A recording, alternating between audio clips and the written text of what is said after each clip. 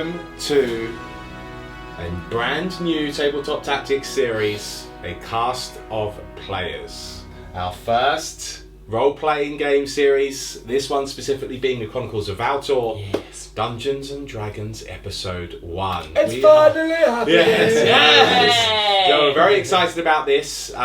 This will be an ongoing series here, both on Freeview and on demand. So the first episode here is for you guys to see. Hopefully you guys enjoy it. If you're not familiar with role-playing games such as Dungeons and Dragons, it's basically an immersive storytelling game where we all adopt characters. So the cast of players here is myself, the Spider, Joe, the Beard, B, the Bone at the ends there, and then we have Rob, the Sanger. And then right here in the middle, our Dungeon Master, the elusive leader of this role-playing game. This is the pastry chef. What are you cooking up in this dungeon for us, chef? Hopefully nothing too nasty. Well, incidentally, chef rhymes with death. Oh! No, rough. And so it begins. So Death Chef is obviously cooking something nasty up for us.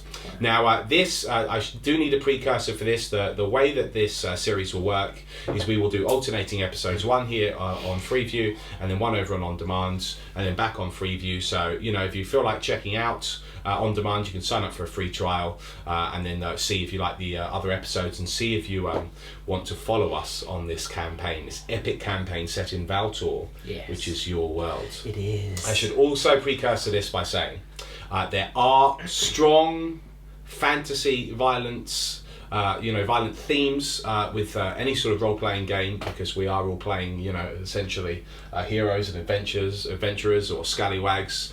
So, if you're watching with a little one, some viewer discretion may be required. But I'm sure for the most part, we're just going to have a lot of fun, as we always do. So, with no further ado, Chef. Yes. You should tell us all about Valtor. Yes. This is the world that we're about to immerse you in. So I'll just give you a quick rundown on the world. Obviously, a lot more of the setting and the story will become apparent as we go. We try not to do too much in the way of telling. We want to show you rather than tell you. But as a precursor to that, just to give you an idea of the backstory, or at least a small amount of the current setting for Valtor. So Valtor is a world of a few large continents and islands of varying size strewn amongst its seas, from the mountainous ranges of the western continent of Creus, divided amongst the human nations, to the storm-racked forest islands of Heret in the southern seas. The races that inhabit Valtor are varied: humans, the Astari, the Neelan, the Shara, and the Herians all live in a constant state of flux, and a tenuous peace settles across the land. In recent years, however, things have changed. Magic has returned to the world, remaining longer than it ever has before, bringing with it an extended age of industry and progress. But there is an unease spreading in Valtor. In Nemos, one of the greatest human nations, the Princess Alessa is missing, and King Demetan is in a state of seclusion and melancholy, leaving many of the noble families gunning for power unchecked. The Talari Empire in the south have been pressing the borders of both their neighbours for more and more in recent years, and at the word of Emperor Telecus, an aggressive expansion into the Shattered Realm, once the seat of power of the Cahadril, the greatest nation that was seen, is underway. The third and final human nation, the Benari Union, are wary of both of their neighbours, as they wish to retain their continued independence, but few amongst them believe that all-out war will be down upon them soon. And in the east, the continent of Phalo, there are rumblings of discontent amongst its inhabitants as well. The Shara, at peace with the world for a number of years, are still an ever-present concern in the west. Rumours of the religious strife amongst their draconic religion has made many uneasy. And the Neelan, the conglomerate of the shorter races, the gnomes, the dwarves and the halflings, have become more insular, restricting their trade and their travel, but increasing their production, and rumours are rife that they are intending to reclaim their lost lands. And finally, to the south, the Herians, the youngest of the races, being seen in greater numbers than ever before. Most are peaceful, but their overall intentions are completely unknown. And then there are the Astari, spread throughout the world, looking to solve the curse of their race, the curse of their sterility. But they are returning to their enclaves more and more frequently than in known history. Now, of course, there are the additional problems that come with the abundance of magic that permeates the world, the ever-increasing number of monsters wandering the wilds and preying on the unsuspecting, and warnings from the Scholars, an independent group from all races devoted to knowledge and progress. Some are warning that the world is undergoing a great change, and Valtor itself hangs upon a precipice. But whether that is for good or for ill, they cannot say. Only that what will come to pass ultimately remains to be seen. So, gentlemen, welcome to Valtor. And so a cast of players begins. This is sure to be an epic campaign. So, no further ado, we will begin episode 1. That's coming up next. In the kingdom of Nemos, in the region known as the Sun's Plains, it provides much of the food for the country, both for the royal army and trade with its allies. In addition, its capital, Kineburn, is the primary port for both navy and trade vessels in the northeast of Nemos, and as such, it is of great importance to the kingdom. In recent weeks, however, it has seen an increase in both strife and hardship, and none more so than the town of Radding, a small trading outpost. It is the entrance to the Sun's Plains and the rest of the southern regions, situated next to the forest known as the Baywood, a vast place of densely packed black oaken trees, dozens of feet high, that spans for miles. But the Baywood is also home to many creatures and beasts of dangerous habit, and in the recent weeks, bolder attacks have been occurring. Where before perhaps the only occasional livestock would have been snatched away, should it have wandered too close to the borders of the forest, of course. Now whole farmsteads are being ransacked, their occupants missing come morning. The attacks near Radding have made the king, Demetan Everton IV, rightly concerned, and to this end he has sent the College of Explorators, an organisation of hunters, researchers and scouts, to investigate the Baywood, and with luck, find and end the source of these attacks. But what I will need you for to do is to roll a constitution check. Right. So what we'll do is we'll talk about the mechanics as and when they come up. So when we ask for a check, when the DM asks for a check in D&D, you roll a D20 and then you add any relevant modifiers that may apply. So a constitution check can be to, for example, things like resisting poison, resisting the effects of alcohol, things such as this. So what you would do is you would roll a D20, add your constitution modifier, which is usually shorthand to just asking you to add your ability score. So I would say add your constitution. I don't mean add the large number because you'd be adding like 15 to it. Which is a pity, but there we go. Yeah, but it's essentially just to sort of add that in. And then if you're proficient in that check or that save, if you have that ability to be so, you also add an additional bonus which will be marked on your character sheet. But for now, if you could all roll a constitution check, please. So, we'll start with the constitution checks and we'll start with Ben. If you could roll your constitution check, please. First roll, make it count. Yeah. Okay, so that's a whopping 4. Okay. And then what is your constitution modifier? No, that's with the constitution Oh modifier. yeah. So a 4 so far. Just gonna take that away. Rob, Good start, good start. All right. if you could roll yours, please. Yep.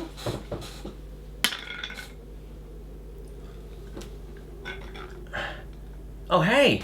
So I rolled a 3. Okay. Plus your constitution. Great. No, that's plus my constitution. Oh my goodness. Oh dear. It's off to a good start, guys. We're all Yeah, going yeah. to die. Lawrence. We're all going to die. a 20. Do we get a proficiency bonus for this, or is it just a no? constitution So this modifier? isn't a. I'm not asking you to make a Constitution save. This is Okay. just a generic check. All right. Now there are certain things that you'll get proficiency with if I ask for, say, an athletics check, which is based against your strength bonus, and then if you're proficient with it, you'll be able to get that. Okay. But this is just a straight ability check. Okay, So cool. it's what you roll plus your constitution. Wish me luck. First roll of the campaign is an 11 plus my constitution bonus, which is 2. So that is a 13. Lucky Okay. for some. Yeah. Alright, if And I roll a 1, I'm finally, going to have to quit the Joe. campaign. So plus constitution bonus is 10. 10. Yeah. Okay. I wish you rolled a 1. I don't want you to quit the campaign, Mike. Right. Okay. So. This will be directed at you. Okay. You awaken with a shiver to the sound of dripping water. You find yourself sitting on hard stone, and looking around, the walls and ceiling follow suit. Jagged grey rock and sharp stalactites hanging overhead. A dim orange glow illuminates the area, coming from beyond metal bars hammered into the rock. In the corner, water trickles down the rock face, forming a small pool, and mushrooms jut from cracks in the stone, and moss creeps along parts of its surface. Around your wrists, you feel cold steel, chains attached, running up to hooks embedded in the cave wall behind you. However you have come to be here, you take some small solace in the fact that you are at least not alone in your predicament. Both next and opposite to you are a number of other figures. So you have the highest constitution check there, which Yes. means that this is directed at you, for now. Okay. You awaken with a shiver to the sound of dripping water, and you find yourself sitting on hard stone. Looking around, the walls and ceiling follow suit, jagged grey rock and sharp stalactites hanging overhead. A dim orange glow illuminates the area, coming from beyond metal bars hammered into the rock. In the corner, water trickles down the rock face, forming a small pool, and mushrooms jut from cracks in the stone, and moss creeps along parts of its surface. Around your wrists, you feel cold steel, chains attached, running up to hooks embedded in the cave wall behind you. However you have come to be here, you take small solace in the fact that you are at least not alone in your predicament. Both next and opposite to you are a number of other figures. A wiry, silver-haired elven man wearing long johns. A large tanned man with shaggy hair wearing nothing but a loincloth. A muscular man with shaved blonde hair in a silken robe and a thick, heavy moustache.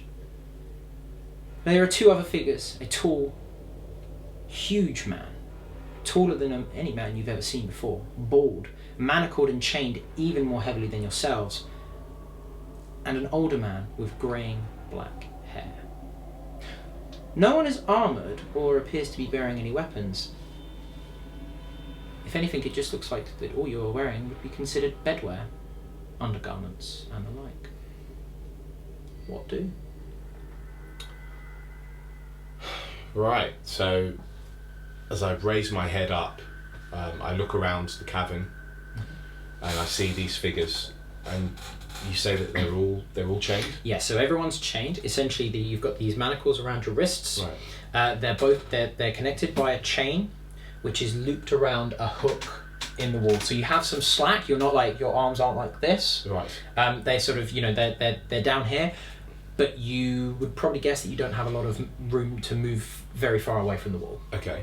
And how big is this? What are we in? Like At a guess, prison, a jail?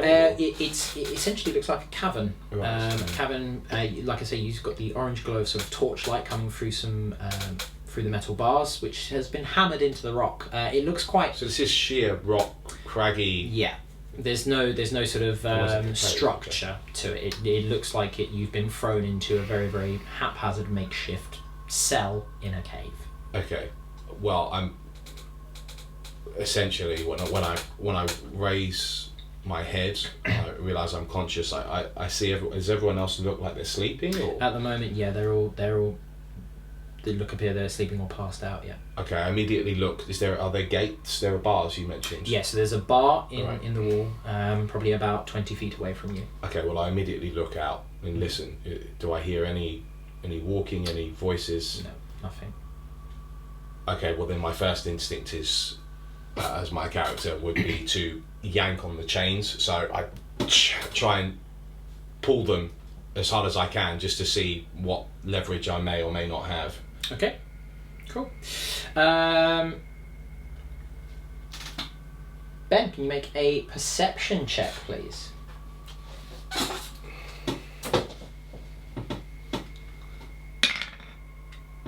So that's a 14. Okay.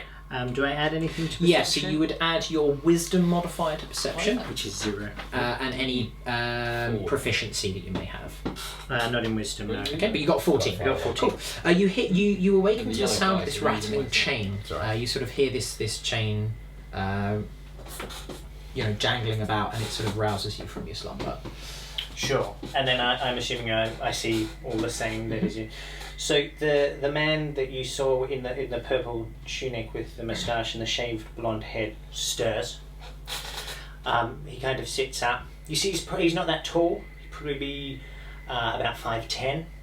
He is quite muscular, as you say, but it's like that thin muscular. Like as a reference, it's kind of like Brad Pitt in Snatch when he played. So he's that Sinewy. kind of sinewy. Yeah, sinewy. Yeah, That's a good word. He looks like he can move quite quickly if he needs to. So he sits up.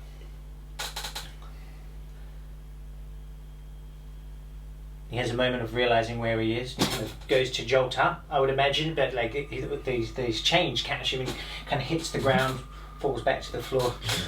Yeah.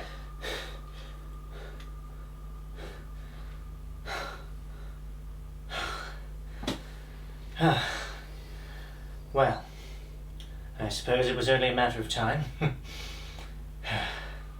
You immediately get my attention, and the chains which I've just yanked on, obviously, the sound is just rattled down. But I look up at you. What's your name? What's yours? Amrakai. Very good. My name is Griffin, Lapine de la Rose, which in the common tongue is the Thorn of the Rose, of House Hainault. You're noble born. In a sense, I'm a steward of the Kingdom of Excellion. However, I feel very far from home at this time. I'm assuming you have gambling debts as well? No. I was going to ask you why you're here. I don't know who my captors are. I don't remember exactly what happened. I was asleep and then I've woken up here. Yes. I was in a tavern in Reading. The last thing I remember is going to bed with 2 of the chambermaids. I had a purse that I was supposed to pay, but when one has a bit of wine, these things slip your mind. I assumed that that we are below that very tavern. And of course they'll try and beat it out of me. It'll be their first mistake. I was near Reading, but I was in the Baywood. I don't think that we're in a village here, do you? I don't know. This area's alien to me as it is. So on that note, what you see from my character is a big guy. He's probably about 6'3", from what you can tell with him being chained up. He's very muscular, and he's just wearing a loincloth at the moment, but he's quite pale, and he's got quite a lot of what you would assume are knife scars or sword scars across his body, including quite a large one on his torso. He's got very short, closely cropped, dark hair with actual further nicks and cuts in it, old battle wounds. But the strange thing about him is, despite his him being apparently quite strong and able to look after himself, or certainly he's been in a battle or two, he doesn't look that well, and there's some sort of drool that he's got on his face. Maybe it's what put us here, but it's a black substance which is, you can see, just matted down his jaw, and he looks quite sick. He looks unwell. His eyes got quite dark shadows underneath, but looks bright now that he's conscious. Just something, doesn't seem that well with him. Nonetheless, I'm not showing you any animosity. And I look around at the others after I can see that you clearly have no idea why you're here either. No. Have you tried your chains? Yes, with the start when I woke up. I'm well secure. I'm going to try the chains again. Okay.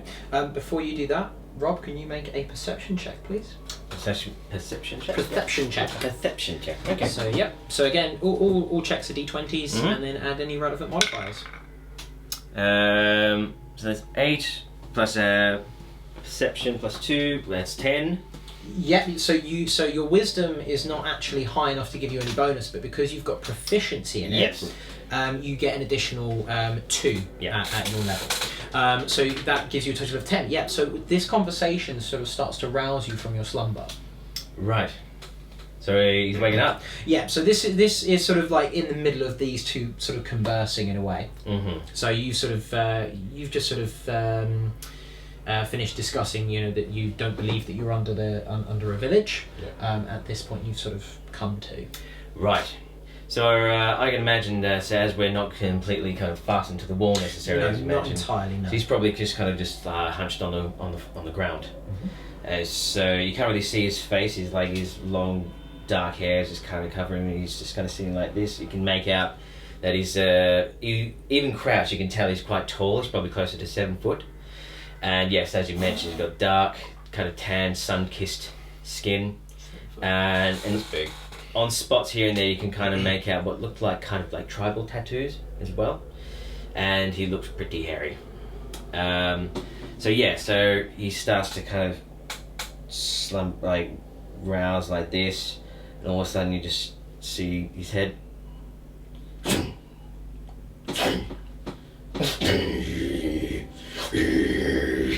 And he kind of hikes up on his feet real quick, and he just kind of stops.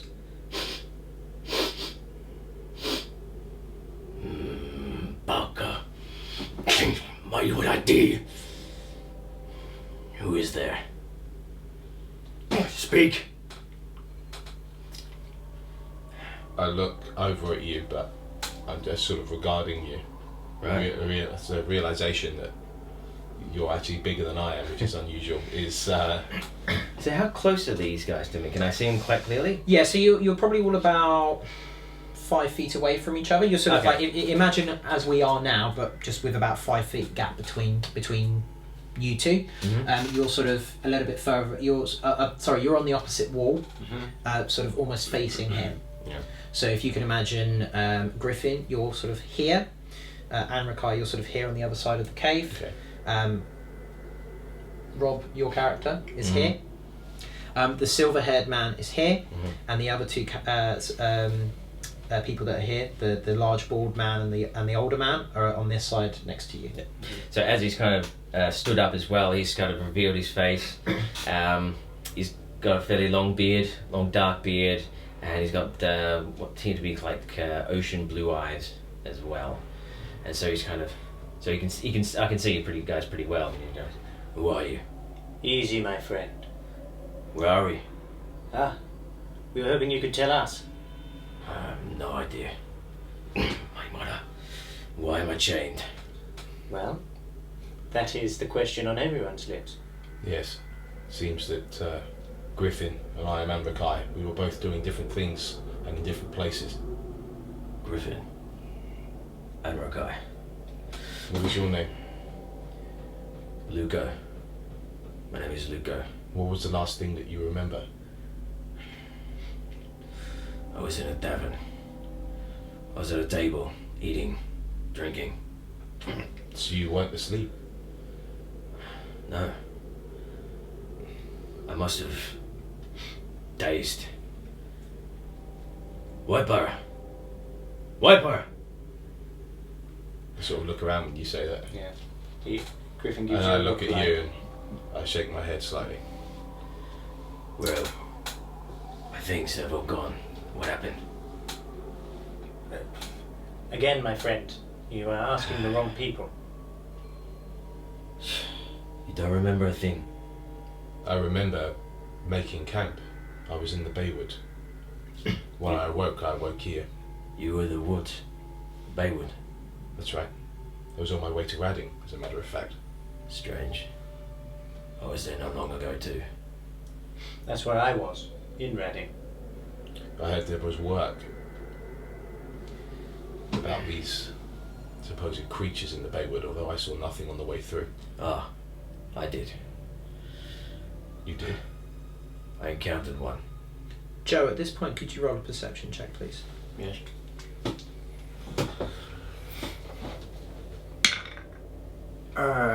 So plus 16. 16? Okay. The discussion, again, you sort of start to come to. What is all this talk of Reading? Who was there? Someone else? I look over, what do we see when we're looking at you? So what you see is quite a warrior-looking fellow. Quite skinny. Like he doesn't look particularly strong, like comparatively to everyone else in the room. There's nothing to speak of in terms of his physical attributes. Probably around 6 foot tall, roughly. He's got long silver hair, quite striking eyes. They're sort of like a very pale, sort of like jade green kind of colour with what look to be like flecks, like little speckles inside of his eyes.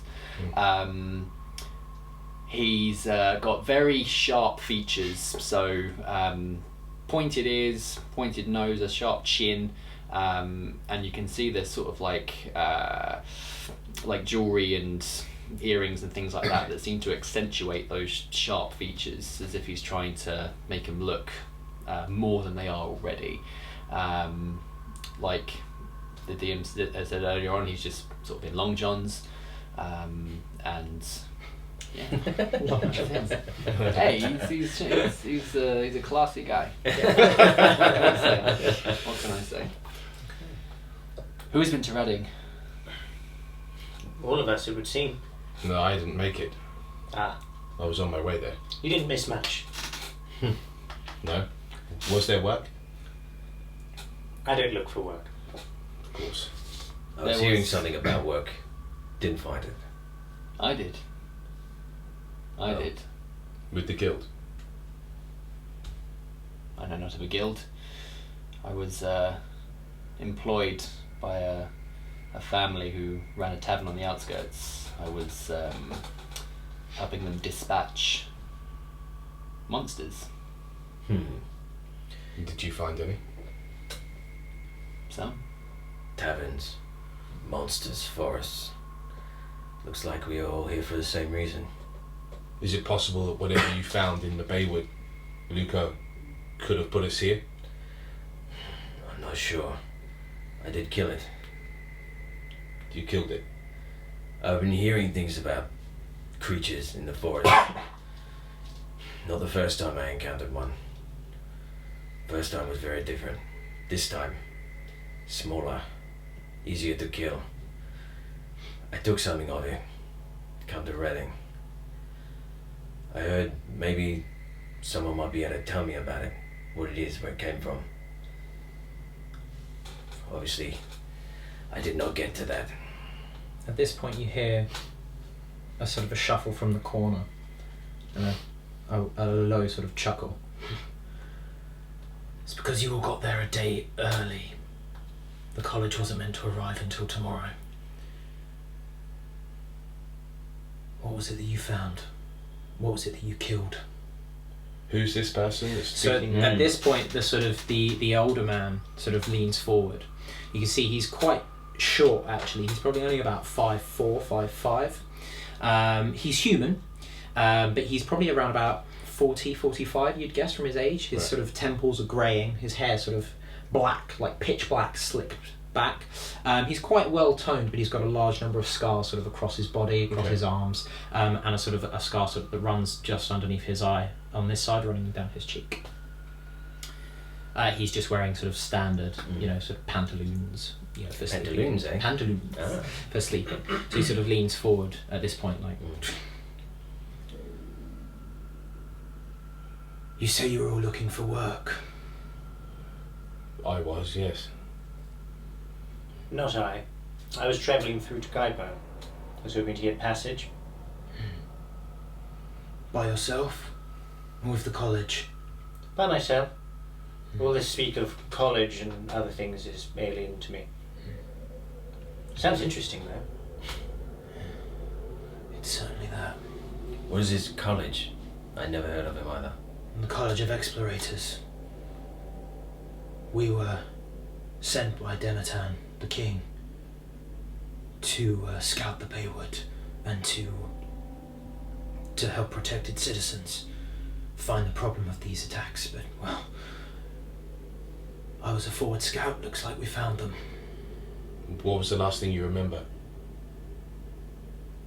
That screeching, hissing. They came at night. I've never known them to act that quick, that smart. Bloody kobolds. Kobolds? Yeah, of all the things. Kobolds. Kobolds aren't that smart. That's what I thought. We were wrong. You're saying that we've been taken by kobolds? Well, I've yet to see any evidence of the contrary, but I remember the sound. I know what they sound like. So do I.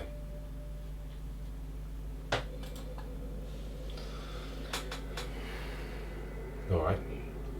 Well, it appears that whoever's taking us is not in the vicinity. Maybe we should be trying to think of a way to get out.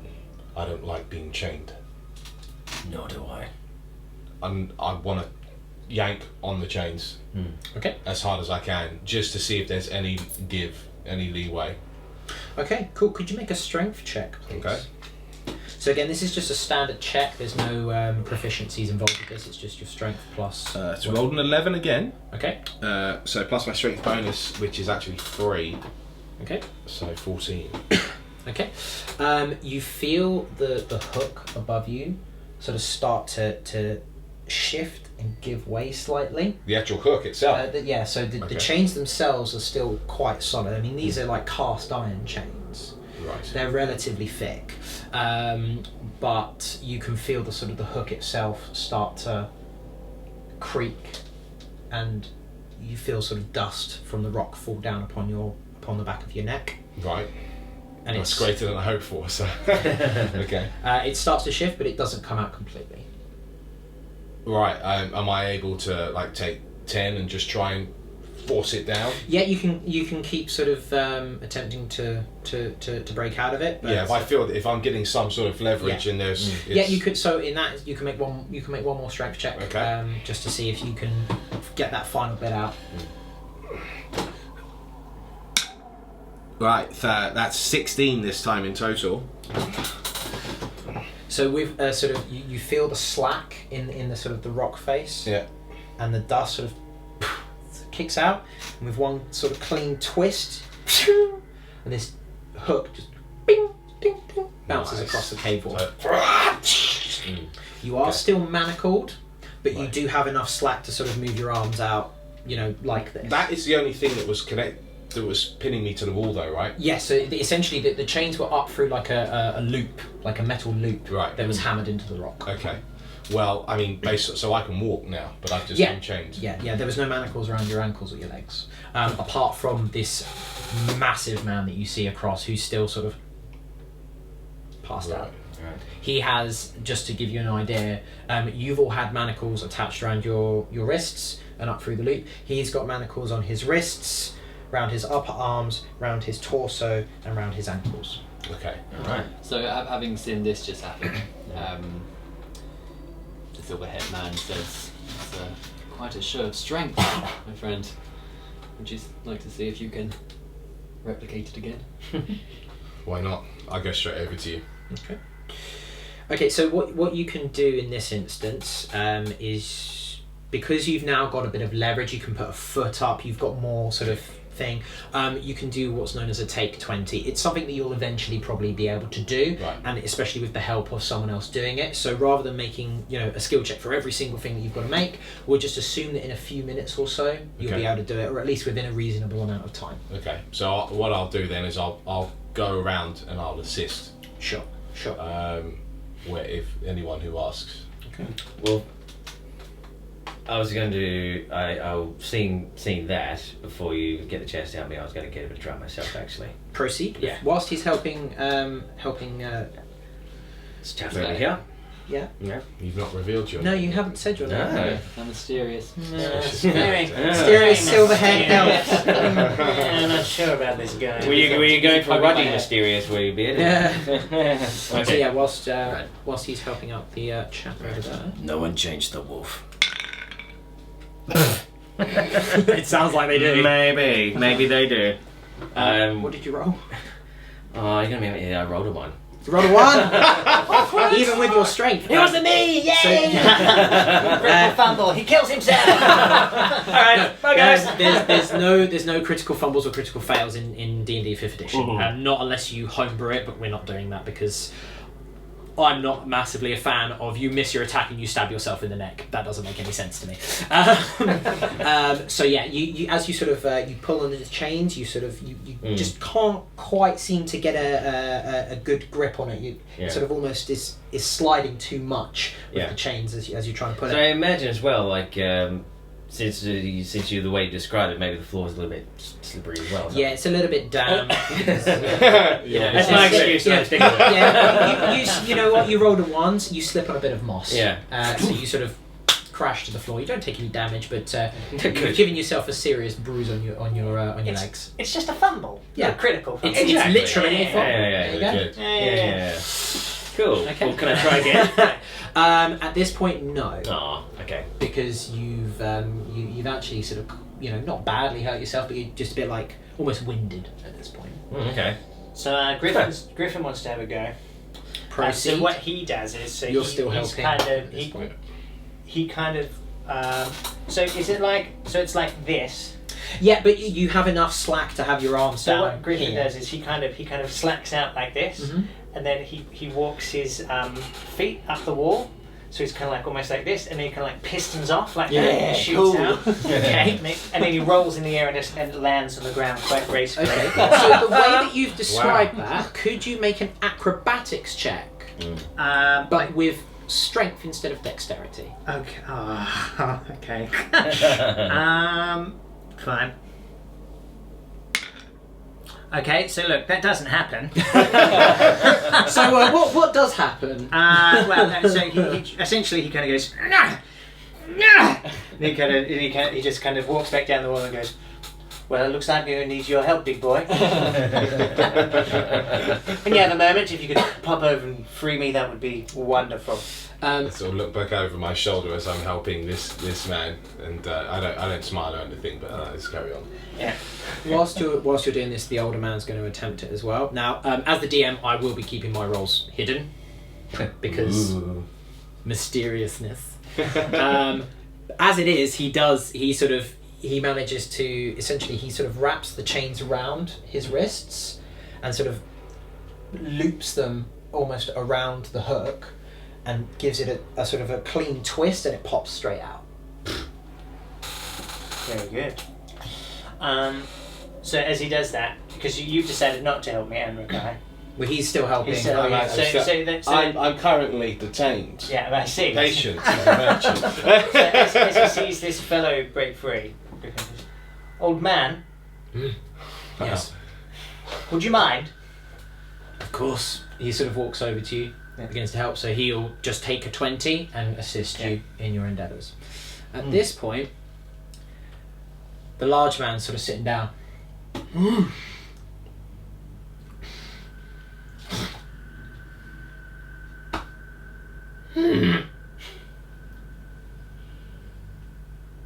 Who do this? Hello? Shh. I say, turn and look at him.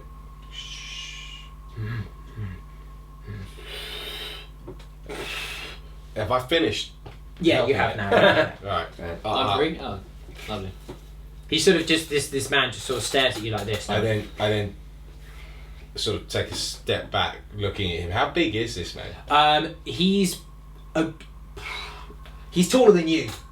Like he's sitting down. He's a good like 5 feet sitting down. Yeah. He's massive, and probably nearly as wide as well. He's like he's a big man. He's not like, it's not like obese and fat, but there's no like definition. He's almost like a bodybuilder. So like in terms of size, he's like a strong man, like that sort of look. And is he human? Yeah, he's human. He's human. He's just an extraordinarily big human. Wow. Okay. Yeah. So you would say at a guess he's probably about 7'5", 7'6". Gosh. do I recognise where Luco might be from? Is he human? Could you make a intelligence check using... Make a history check, please. A history check. Okay, Yeah. I don't have... yeah, well, on a roll of a 4... Plus any intelligence? plus my intelligence modifier of 2. Okay. Yes, you recognise him as a Herian. Okay. So so within the world of Altor, I'll just sort of briefly preface this now. The Herians are essentially the half orcs of the setting. The Istari are the elves of the setting. The Neelan are like a conglomerate of the gnomes, the halflings, and the dwarves. They have their own names as well that they call amongst themselves. And I also mentioned the Shara. They're the dragonborn of the setting. But Luco is a Herian. You recognise him as a Herian. Okay, alright. Dragonborn, Fine. eh? Cool.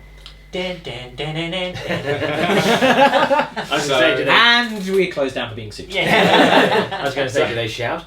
No. No. Ah, okay. So when I see this large man, and I see that he's sort of just now mimicking me, I show him my chained arms, and then when I look at him, I'm like, "We have been captured.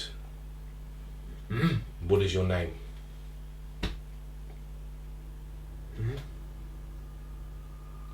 What name? Kane. My name is Kane.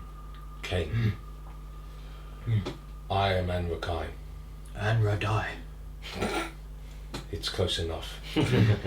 We must get out of here. Can you free yourself? But shh.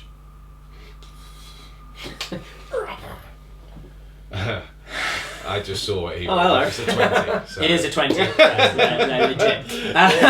I'm sorry that the first 20 isn't on film. Yeah, he literally just sort of you sort of make this motion of like doing this, like to the chains and pointing up at the hole, and he just sort of stands up to his full height and just. And these chains, these are like sort of thick chains. They just break and start to sort of buckle. And he sort of grabs onto one of the manacles, just almost tears it off. He's like full on like hulking out right now. All I say, I witnessed this, and all I say under my breath is, "That is no man." He's sort of like he's there. He's just sort of covered in these chains. He's still got this one manacle around his chest, and he's just sort of like. He starts to sort of walk over to you. Yeah, and I say, "Can you help the others?" He starts moving over to you guys, and basically just like the chains are just popping out the walls. Thank you, Kane. So as soon as this happens, Griffin actually goes up to the bars and he's looking out to make sure that no one's coming or listening for any sorts of sounds. Okay. No. So you sort of see it's almost like a network of caves, and around you there's 4 other sort of similar rooms, as it were, all with these caged doors. They're sort of hammered into the rock. These ones are open, and as far as you can see, there's no occupants within them. And sort of at small intervals along this sort of corridor, as it were, are sort of torch lights, so flaming torches put into holders in the wall. This chamber you're in here, and these other chambers are sort of here. It looks, as far as you can see, a dead end here, but this area is sort of quite sort of shrouded in darkness, and this area you can see torch lights starting to go down and curve round. Cool. Do I hear anything? See anything? Could you make a perception check, please? Hit. So that's an 13, and then I have perception is a Wisdom. Wisdom. So I've got no modifier, but I've got it taken as a skill. Yeah, which means you get your proficiency bonus to it. Of course, that's 15 then. Okay, 15.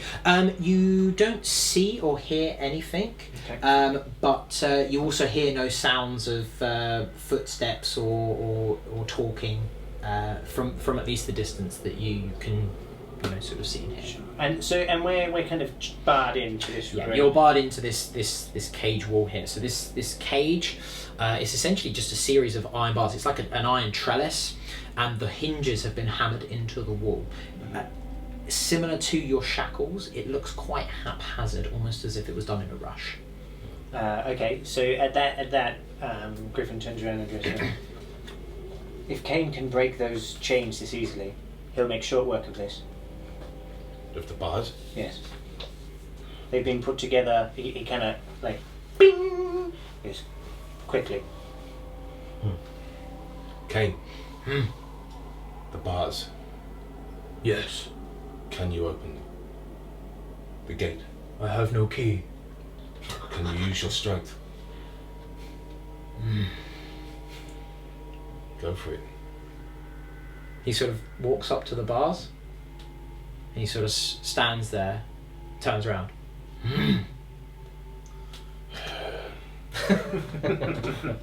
And Mackay goes over to the gate, puts his hands on the bars. Kane, grab these bars here.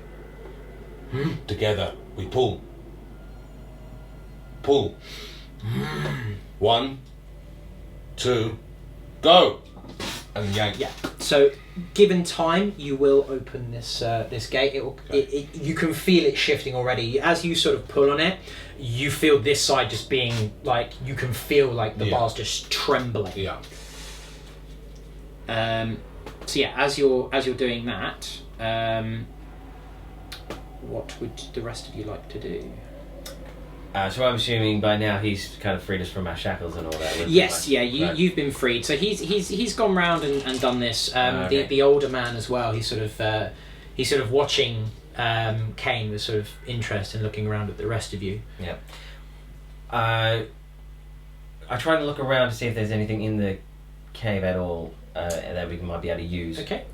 So I'm not going to ask you to make a perception check on this because there's literally nothing in there apart from your chains. Okay. And rocks. Okay. And So, mushrooms. well, what Luco does is the chains that he was kind of shackled up. You said there was a bit of length, right? Yeah, there's a bit of length. So he just picks it up and just kind of coils it around his fist like this to just carry it. Okay. Cool. And he makes his way towards the bars. Okay. Cool. So the bars that have been pulled out, Yeah. how heavy are they? Well, they're iron bars. I mean, you could use them as perhaps as a weapon if you were to manage to break a bit off, but it would be no more useful than a club. Sure. But at this stage we have nothing. Yes. Yeah. How many bars have actually been snapped by Kane? 3 of them you can have been essentially just been sort of buckled and with a bit of Being just come out of the rivets. you know, as you're sort of trying to break a paper clip, Yeah. and you just bend it and bend it and bend it, and eventually it snaps off. They're sort of weak enough that you can do that since. So they're you know, quite rusted, these things. Or? Yeah, but now that Kane has sort of had his way with them as well, you could quite easily, sort of coerce him to break them off, or to just sort of do it yourselves, really. Yeah. I'll grab one of those. Yeah, so does Griffin. Okay. As you are sort of pulling this and sort of grabbing these bars, eventually, so he sort of like pulled off one and just sort of like letting them clang on the floor, and this sort of clang is echoing, and you can hear it sort of throughout the network. Fool of a took. We are being less than subtle, my friends. Progress is being made. Subtlety is not.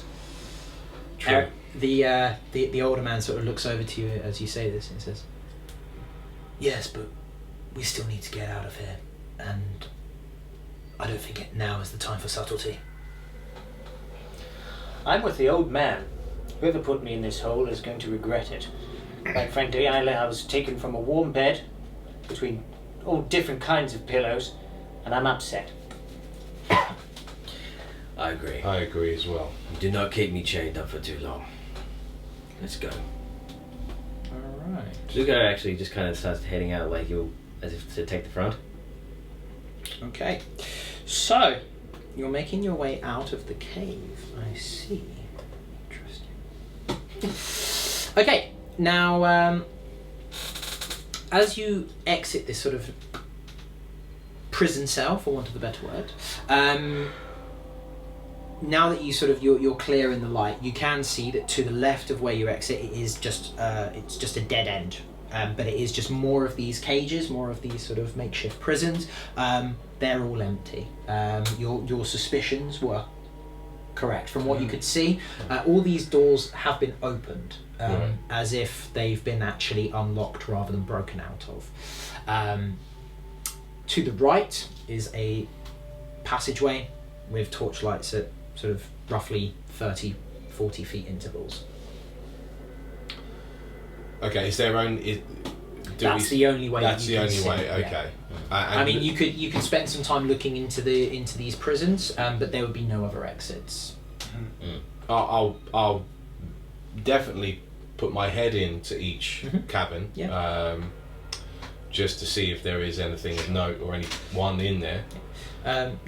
You don't see anything outside of what you've already seen in your own prison. There's no sort of cave entrance or extra entrance, not even like a sort of a place for sunlight to creep in. There's a few sort of mouse holes, or like very, very small cavernous holes, but nothing that you as humanoids could use. Okay. Is there any kind of breeze, or is it quite still? The breeze is coming from the right hand side, Okay. but it's very, very gentle. It's not very strong at all. Would I be able to sense anything in the breeze? Could you make a survival check, please? Now survival is against what? So survival is against wisdom, Okay. and obviously if you have any proficiencies in it as well. I don't, and I rolled a 4.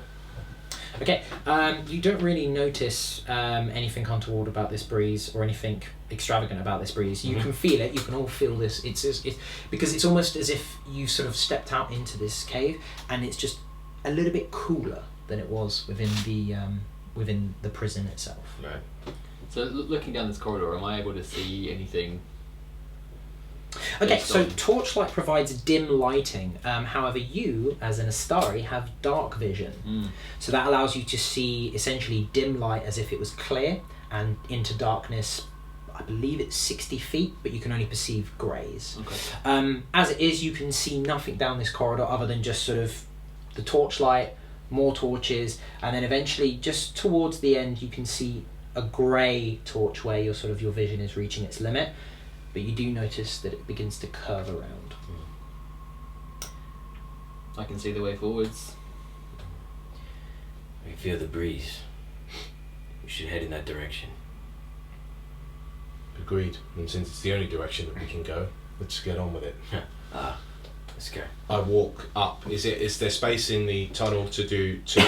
Yeah, there's 2 enough by space to 2? do about 2 by 2. Okay, I walk shoulder to shoulder with you, Yep. because you said you took the lead, right? Okay. Okay. You guys? Yeah, I follow. Yeah. Okay. The older man sort of looks up at Kane. Come on then. He sort of starts walking after you. So you've got the older man and Kane at the back, Griffin and you in the middle, Luco and Amrakai at the front. Okay, cool. So as you are walking around this corridor, you do feel a slight elevation as it begins to move up. Not a huge amount, but you can definitely tell there is a slight incline of a few degrees. And it begins to curve around and sort of twist. And eventually you do see what appears to be moonlight. As you turn a corner, coming down from a large hole in the sky, or rather a large hole in almost like a skylight. of this cave. And in the centre is a large number of barrels, crates, carts, sacks, all kinds of things.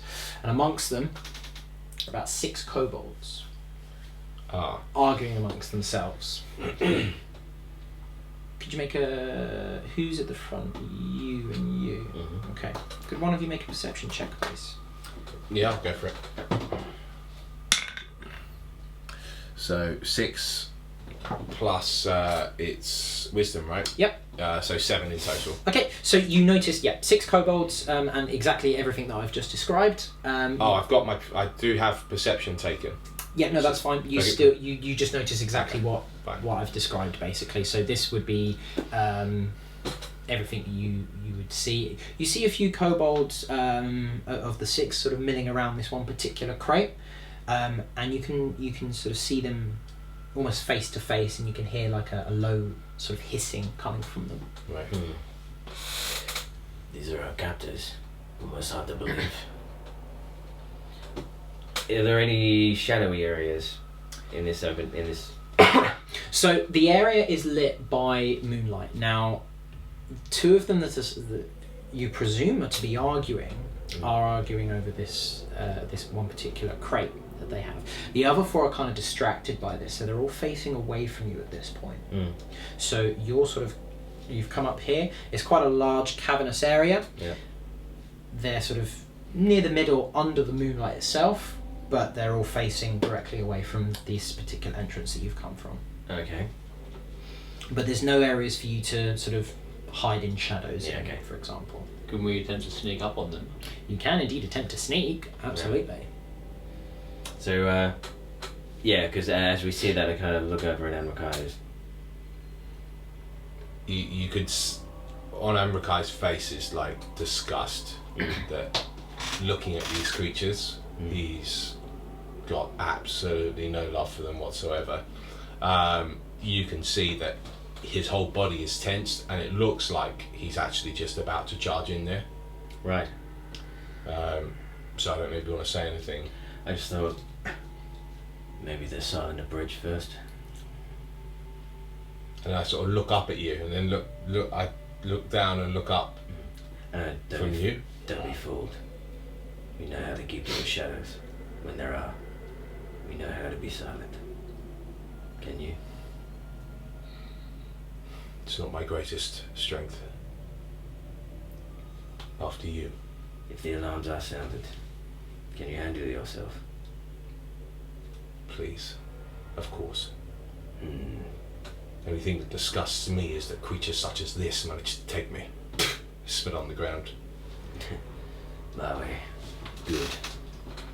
So can I... Okay, So as far as we can see, there's just 2 of them. there's 2 arguing, and there's another 4 that are essentially watching this. They're almost like they're about to spectate into a fight. Right. So I looked at the others behind me, to Griffin, to what's your name again? He hasn't said Yeah, yet. that's right. This guy over here, This guy. and Kane and the old man. I just kind of look over him and just kind of motion like that, and I attempt to sneak up behind them. Okay, could you make a stealth check? And this is against what? So stealth is against dexterity. Oh, great. Good. Let's do it that one. That becomes a 10. Okay, cool. The kobolds, the kobolds are roughly 40 odd feet away from your current position. You manage to get within 10 feet of them, and they haven't noticed yet. Right. So he gets within 10, and he kind of takes a crouching position, almost like a panther ready to pounce. Is anyone else following, or is it just me? I'm gonna attempt to follow as well. Okay. Should I? I stay there crouched in the tunnel, but I don't follow you. Okay. He just murmurs subtlety under his breath as he. The old man sort of sees you move up, walks past you, sort of puts a hand on your shoulder, just sort of nods, and begins to move in as well. Could you make a stealth check, please? Again. Plus what? Sorry. Plus your dexterity. So that is a 6. You're looking at the wrong You're looking character at my sheet. character sheet. Oh, beer! Luckily, it's the same. So it's still 6. Okay. So as Very you're strong. So as you're sort of, Nice character, man. as you're sort of making your way up, the two that are sort of hissing and face to face with each other, one of them jumps sort of at the one on the right jumps at the one on the left and sort of tackles him to the ground. The other four just start sort of exploding. They're like full on, like, you know, they're raring and ready to go for a fight, but they are still quite distracted. Could you make another stealth check? But at this time, can you make it at disadvantage as you've entered the moonlight? So disadvantage is a mechanism where you roll 2 d20s and you take the lowest. Oh. Okay. It's alright. Beard is known to be lucky, so. So that's a 14 and a 13, so it's 14. Okay. Despite the moonlight, and despite the sort of like this rolling tumble of you know, scales and scratching and hissing, they're completely focused on this fight going on. Amazing. Hmm. So Griffin kind of pulls up next to Amrakai. Are you going to go in? Well, there was a lot of talk of subtlety. I'm waiting for someone to make a move. Very good. What about you? I can be as quiet as a mouse if I want to be. However, it's been a rough morning. I think I can see where you're going with this. I swing the iron bar. Yeah, and you see Griffin. He kind of stands up. And he almost becomes quite tall. He goes, pushes it forward, and he, although it's quite heavy for him, you can see that he can move it quite quickly. And he goes, "This will suffice." Subtlety. Amrakai smiles at you, looks ahead in the tunnel, and starts to sprint. Boom! Right off. As does. As they're doing that, can I try something as they're doing that? Okay. Yeah. Depends what it is you're going to try. Okay. Well, I'll describe to you. And Okay, and see then if I we will see if decide you whether I reckon. can let you do it or not. Well, yes, okay. So since those two kobolds started wrestling, and I imagine like they started wrestling each other to the ground. Yep. Now, seeing that things are getting like they're actually getting kind of fired up and really kind of into their argument and fight, as it were. Luca also recognised the fact that we probably don't need to be as subtle as I originally thought this time. So what he's going to attempt to do is he's going to try and rush up on them, and the two that have fought each other to the ground, he's going to attempt to jump up and kind of land on the two. Okay. We're going to roll for initiative then if we're going to start attacking. First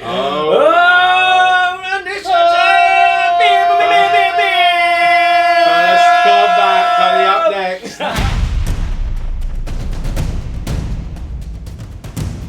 Right then, so we're going to do our first combat. Now, before we roll for initiative, I basically need to determine whether the creatures are going to be surprised. And you've been stealthy so far, but I essentially need Luco and you to determine whether you're going to be stealthy. In order to do so, I need you to both make a dexterity stealth check. Right. Now, Amrakai and Griffin, you are not being stealthy, are you? No, we've decided against it. It's taking too long. Okay. We're So- charging. Yeah. You're charging in. Okay, right, well. In which case, I need you, Luco, to start. If you could make, because you are the closest, so if you could make a stealth check, please. Okay. That's dexterity +2, and I'm aiming for this corner over here. What? That's 20. What? What? Okay. In which case, none of the creatures, because it's so basically for testing this surprise by the book, I'm comparing it against the passive perception of the kobolds. They are far too busy watching them beat the ever-loving nonsense out of each other to notice you. Basically, to notice a 7-foot-tall man in a loincloth wielding a steel rebar creeping up to them. Man, it must be a really good fight. Yeah. You. Me. Boy. I now, come on. Plus what? Dexterity Plus and it. stealth if you are proficient. Am I in stealth? I don't know, are you? Well, I'll tell you I'm not. Okay. So that is a 10. Okay. Again, they're a little bit too busy noticing you. Great. However, you are not being stealthy. Charging. Yeah. Right. I mean, I'm not shouting at the top of my lungs No, when no, I no, charge no, no, in, no. but Okay. since we've obviously got the drop on them, Yeah. I'm going to start dispatching these guys. You're not trying to be stealthy, so they will start to notice you too. They sort of hear this this sort of pelt run, or this sort of something that announces your presence to them. However, as they sort of turn around, they realise there's a big 7-foot man like 10 feet away from us, and there's you sort of slogging around the corner. So they are surprised against you two. Okay. So that basically means that they cannot take a move or an action on their first turn of combat. Cool. And they cannot take a reaction until the turn ends. An absolute bunch of weapons we are. So, on that basis, could you all roll for initiative? Now, this is a d20 plus your dexterity bonus. Starting with... We'll go Just along go in across order. That's a 9. So plus your dex. I'm a adding 9. that. Yeah. Okay, cool. Luco? Not so good this time. In total, that's a 3. You're just rolling consistently once. Took you a long time to figure out as well. Plus your dexterity bonus. Yeah, plus dexterity. Okay. So 4, 5, 6 in total. Okay. We are rolling hot, ladies Yeah. and gentlemen. We're rolling up. Feel it. Okay. Actually, that was 5 in total. That is 12 in total. Okay, so Wow. 12, 9, 5, 3. And for the monsters themselves, even though they can't take a turn, they do get their thing. So the order will be you, nameless boy, Not a boy. Griffin, Yes. then the kobolds, We'll be the judge of that. then it will be Anrakai, then it will be Luco. Wow. It kind of makes sense because they were in the room first, right? Yeah. But So much we'll for be in rolling the a room 20 on last. my stealthiness there. Now, essentially, before all of you are doing that, you sort of notice the old man has sort of snuck around the corner and is sort of moving over to these crates that are sort of to the side. So he's sort of not getting engaged at the moment, but you see him start to sort of pry open boxes. Interesting. Alright. Huh. Let's see. Just here for the loot, you see. Well, we'll sort that out later. Yeah. Stop him. Okay, so let's begin with your turn. So you, Joe's character, really need to get your name soon. Yeah, right. So by the way, everyone! during your turn, you can make a number of actions. You can make a move action. Usually you have 4 actions that you can do. You can do a move action, which is up to your normal walking speed. You can do a full action, so that's something like attacking or casting a spell. You can do a bonus action. Now these you can only do under very specific circumstances, so an ability or a skill will tell you when you can do it. You can't just go, I'm going to make a bonus action. It has to be something very specific. And you can also make a reaction, which is usually done in response to an enemy's attacks. You can do those in any order. Now you cannot skip goes. You cannot go, I'm going to wait and let Griffin go in, before me. You can ready an action, so you can go, what I'm going to do is I'm going to take 5 steps forward using my move, and then when someone approaches me, I'm going to take X amount of steps back and do an action and do this action. Okay. Cool. But what would you like to do? Okay, so what he's going to do, based on where he is and the element of surprise he has had up till this point, I'm going to go ahead and cast one of my spells. If I may. you say? Spell, well. Okay, so what spell is it that you are going to cast? I'm going to cast Eldritch Blast. Okay, Eldritch Blast. So this is a cantrip spell. Now cantrips are basically level 0 spells. You can do these at any time. Well, you can do them at will. There's no limit to how many times you can do them during the course of a day. Other spells might require a short rest or a long rest before you can recover your ability to use those spells again. So this is essentially like a basic attack ability. Now in order to attack with Eldritch Blast, you pick a target. The range is 120 feet. Excellent. Now on our battle grid, each square that a person occupies is 5 feet. Okay. So you should be able to attack something He's within going to 120 run backwards feet. and still do it. No, You can do that. No. This is the thing. You can do this in any order. You can also break up your actions. So you could go, I'm going to take 5 steps sort of from behind this wall, fire off an attack, and then move back behind the wall. So you can kind of do hit and run attacks as well. Okay, well in that case, I'm gonna nip over to the left, his Okay. left. So just to get a bit of a circle starting around these guys. Okay, cool. So most humanoid player characters have a movement speed of 30 feet, which translates to 6 squares of movement. Okay. I'm gonna do that right now. Is each of these big ones a square? Yeah, so each of the squares that your characters are occupying is Yeah. 5 feet. So just for the purposes of the camera, so this is 5 foot, that's 5 foot. So this sort of tile is a 10 by 10 foot square. Okay, cool. So Luco here is currently occupying a 5 foot by 5 foot space. Yeah. If he wanted to make one movement forward, that would cost him 5 feet of movement to move to that square.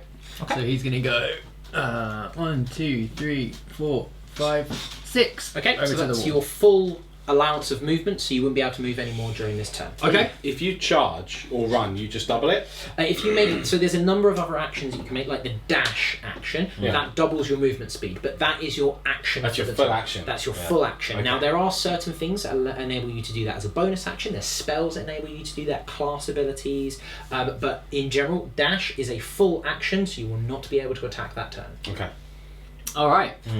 So as he moves over to the wall to get a bit of space, what these guys see, he he sort of holds his hand up, and then you sort of see him sort of like stutter for a second as if he's questioning himself. He clearly isn't quite ready for what he's about to do, so he kind of like pushes himself up against the wall and sort of does that, like closing his eyes, holding his hands out, and he fires his Eldritch Blast. Okay. And it's on charisma, correct? So Eldritch Blast is a spell attack. So what Yeah. you need to do is it works like any other attack during the game. So you roll a d20, you add your proficiency bonus, and then the relevant ability modifier. Okay. And spells use whatever ability modifier is relevant to your spell. So wizards would add their intelligence, sorcerers would add their charisma. In your instance, you add your charisma because of what you are. Mm-hmm. What am I? Dirty tide builder as well. Okay, so with charisma is +3 Yep. and my proficiency is +2, so that's going to be 15 in total. 15. So Okay, in my this roll. instance, what we do is we compare that against the armor class of your kobold. Now, what is your target? You didn't declare a target. You just Oh, I'm said sorry, you're firing it out. I'm going to go for the closest one. Okay, you do indeed hit the kobold. Yes. Now, Eldritch Blast does 1d10 damage. D10, eh? Yeah. Yeah. So roll a d10 and see how many points of damage you do. Alright. Sorry, that is a 5. 5. Okay. Now, sort of melee attacks and ranged attacks with weapons also add a particular bonus, usually strength or dexterity. Yeah. Spells do not, unless you have an ability that says otherwise. So you just do a straight 5 points of damage. Okay, so as it fires out, this thing that comes out of his hand sort of arcs quite wildly, but does hit his target. Okay, so this sort of this roiling mass of energy sort of impacts this kobold, Yeah. and sends him reeling to his feet. He sort of sprawls out on the floor, tries to sort of struggle to get up, and he just sort of falls. What colour was the energy? Sorry? What colour was it? Pure white. White, you said. So yes, So I killed him. killed him. I killed him! Yeah. Yes! First blood. Yes! Okay. So the next would then be Griffin. Yes. Yes. All right. So let's just see how far I am away. So I've set you up based on where you were just before we rolled initiative. Cool. And they won't get to attack. They don't get an attack. No, they're all surprised because they've kind of realised that there's a 7-foot tall, tribe man standing over them with a metal rebar. They kind of like, where did you come from? So it will come back to me before they get an attack.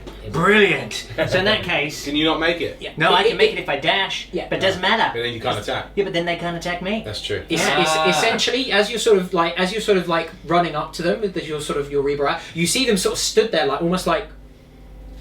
But that it's almost a moment of panic. Now, just to give you an idea of timescale, combat or a round in D&D 5th edition is only about 6 seconds. So this essentially represents you like that moment of shock when you see something that you're just not expecting. You're just wordless. You're just like you're speechless. You're completely stunned, and then you sort of snap out of it. So this is only about 6 seconds. All right. So Griffin in that case dashes into the battlefield. So are you making a dash action? Yes. Okay. So that will get me right up to. So that essentially gives you 60 feet of movement, or 12 squares of movement. So I've only been able to. It was about 10 away. So I've made.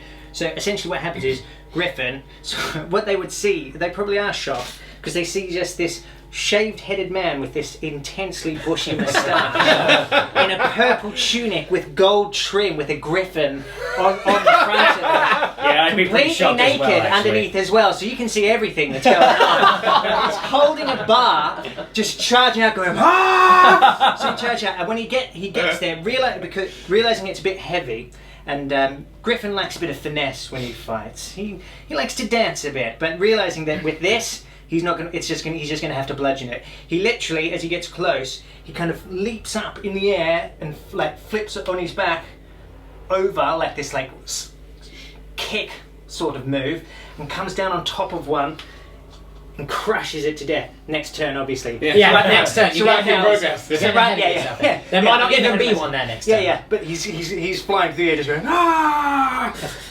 On the next exciting episode of D&D. Okay. Yeah, he's just there for like 5 episodes. Power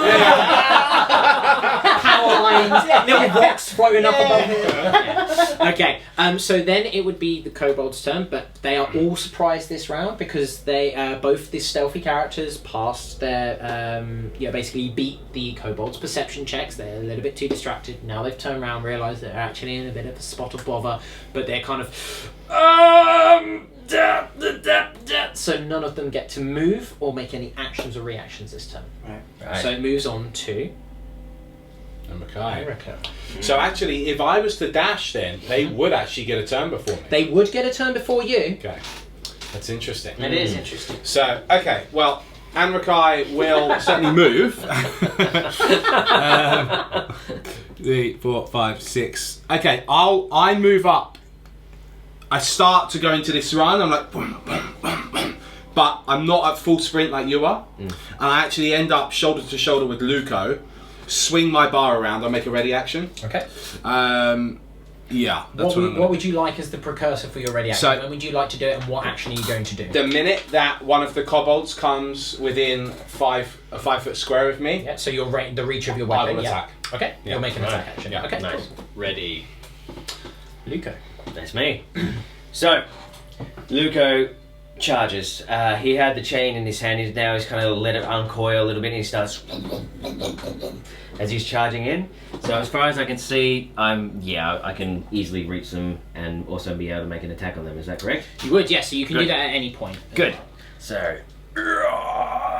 and he goes for this one right up the middle. Okay, so you're going to be attacking with essentially what is an improvised weapon. So this is only 1d4 damage if you hit. Right. Now you are classified as being proficient with improvised weapons. That everyone is, because it's just to represent you picking up, a sort of a club or a table stool in a bar fight. Things like that. So essentially, it's your normal action. You just wouldn't get any sort of special properties or any sort of special abilities with it.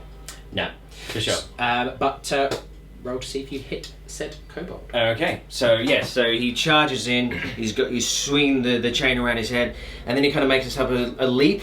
But then he kind of gets, and he lands. He gets down on his knee to the level of the kobold. He just goes like a whip.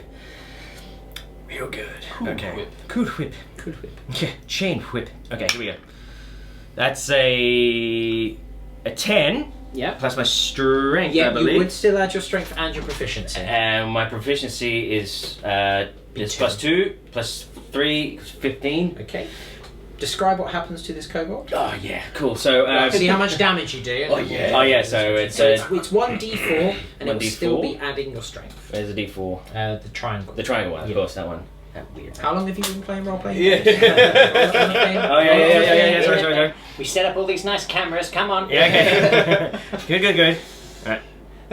Oh, in the thing.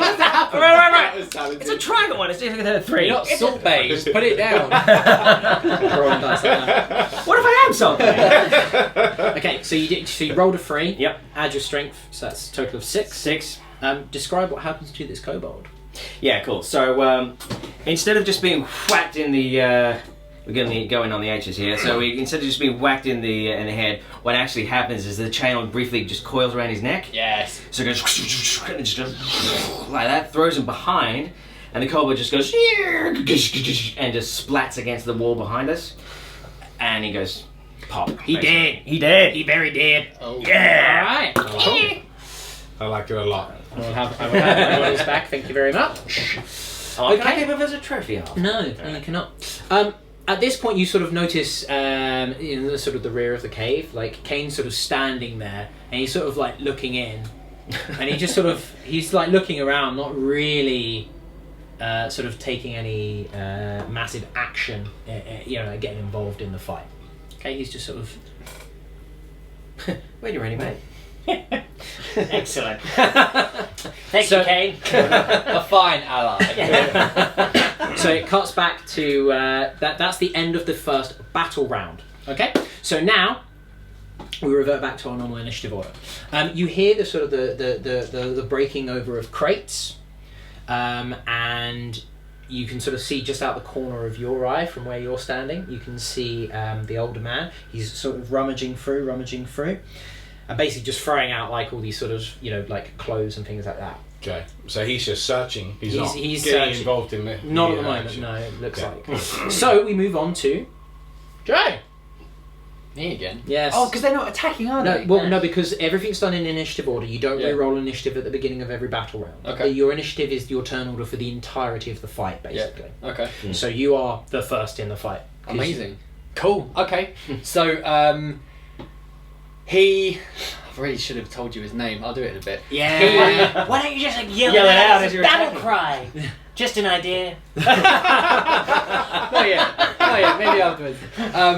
Right. So yes, after the first blast was used before, he seems to sort of be like shaking off what just happened. You can see. I can see there's sort of like scorch marks on his hands. From the last attack, but obviously there's some more of our gribbly friends there, so he's going to do the same thing again. He's going to sort of push himself up against the wall this time to sort of get some purchase and sort of hold his hand out like this, and he's going to send off another blast, an attempt for it not to be quite so. Okay, at which kobold? I'm going to go for this guy by the crate here. Okay, so the two that are sort of like, they've just sort of dusted themselves off, have stopped wrestling around and are Yeah, now... now they're going to die. Okay. That is a 1. Hey! Had to happen at some point. So yes, I Get down take back it here. that that's going to miss. That does not hit. Okay, so what happens? He pushes himself up against the wall, but clearly isn't quite prepared for what comes out. Another white blast comes out of his hand, but just goes up and out through where the moonlight's coming out. So it's sort of this white ball of energy just floating out into sort of the moonlight. Yeah. Team Eldritch is blasting off again. Okay. Yes. So cut back to mid-flight. Previously on D&D. The light from the Eldritch Blast just illuminates him. Illuminates it. flying Yeah, through it's the like air. he's got this halo above him. As the halo of death comes down the corridor and just goes crack, hits across the back of the neck. The neck actually, the whole body slims in, but it's the neck snaps back, and the whole thing twists and contorts up like this, in on itself. Okay. And then let's roll to see if that happens. Now bear in mind that this is an improvised weapon, Yeah. so you can only use strength for it. What? What do you mean? No finesse. My whole thing is. It's not. Oh, It's no. not a finesse weapon. It's a Okay. steel rebar. This isn't. This You is- described it as a bludgeon attack. This though, isn't. really. This isn't a good idea. Okay, let's see. Do it. Do it. What you get a natural 20 now? Yeah. 1! Oh no! Oh, What happened? What happened? So instead of what happened, I like to think this is kind of snaps out of it and goes and it's going crack and like literally the tiles is going ching, but then I imagine I kind of look up and this thing's just in my face. It's going. He just goes, "Hello, beastie." Oh no! Yeah. Okay, yeah, cool. Is that the end of your turn then? I guess so. Yeah, no, it is. Okay. Okay, so now it will be the kobold's turn. So, all kobolds and all monsters attack in the same sort of group. So essentially, this one that you've just attacked is, as you sort of say, is sort of staring at you. Now they're all equipped with just sort of little shivs. So he sort of pulls this shiv out of his sort of belt, this little loincloth, and he sort of goes to stab at you. Now, your armor class is, when you're unarmored, which you all are, is 10 plus your dexterity. Okay, so it would be 13. Okay, so as he sort of comes in with this dagger, you've sort of slammed this rebar into the ground, you say. Yeah. You sort of see him come for you, and almost with like, you sort of move back on your back heel and push this bar up, and it sort of tinks off of the steel bar. You're almost using it like a cane, like a walking stick at this point. Yeah, that's which is quite apt. This one sort of has seen his friend just been like lobbed across the cabin. So he sort of comes in at you. What's your armor class? So it's strength plus dexterity. No, did you say? so you basically it's 10 plus your dexterity Oh, big unless you have an unarmored defense, which I believe you do, don't you? We're all Unarmored naked, aren't we? We are, but he has an ability because of his class called Of course. Unarmored Defense, Oh, wow. which allows him to add additional stat bonuses to his armor, providing he's not wearing any armor. Oh, Hence, Unarmored Defense. Sounds cheating to me. So that would be, given that you are the barbarian class, that would be your dexterity plus your constitution. You're basically just taking blades across your chest, like Yep. full on Conan style, just going. So That's epic. dexterity plus constitution. Yeah, so you'd add plus 2, plus 2, 2. plus 10. So you've got an armor class of 14. 14. Yeah. As it is, this shift sort of comes towards you, and it basically just sort of like, it sort of hits you, and you almost like catch it with your arm. It just sort of like Yeah. glances off your arm, and you just sort of you don't even notice it. It's Exactly. it's such a superficial scratch. Yeah. It's almost so- as if you've been scratched by like a tree branch. Yeah, and I can also imagine that in the same kind of action, like as he's kind of glanced past his arm, I've also kind of just grabbed him and brought him in. And, Well, let's not do that because that's grappling. In which case, you're going to give up your next move. So that's entirely up to you. no, I won't do There you that. Okay, so the two that I have it in my mind, all right? the two Have that it are in my mind. fighting, they sort of come in now. Now, seeing that you sort of like moved this away, the other one's going to come in and help his friend out. He misses, unfortunately. And this one, Unfortunately. this one who's sort of seeing all this going on, he sort of grabs a small spear off of the ground, looks over at you, sort of hiding in the corner, Yeah. and lobs it. What? So, Yes. 1, 2, 3, 4. Yep. What's your dexterity? My dexterity. What the Your bonus dexterity. So what would your armor class be? lad? Oh, 11. Yes, Beard, it normally would be. Okay, what is your dexterity? 12. Okay, so it's plus 1. Yes. So you've got so 1 plus your armor of 10, so 11. Yeah. Yes. Okay, cool. That's what I said. That's what I said. Okay, I'm just so that we can clarify that you're not just pulling numbers out of thin air. Which he does do. Yeah. So essentially, you see this javelin sort of just come towards you, and it sort of hits you square in the shoulder. I'm not sure I like that. You will take 5 points of damage. Oh, what?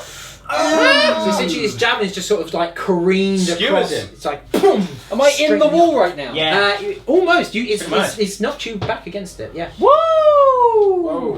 Okay. All right. 5, you say? 5 points of damage. How dare you? Yeah. Level 1 is a dangerous place to be if you're a player character. Well, apparently, yes. Adrokai. Another Well, none of them engaged me, so I guess I'm thankful for that. Except, Just get my DM tanked out.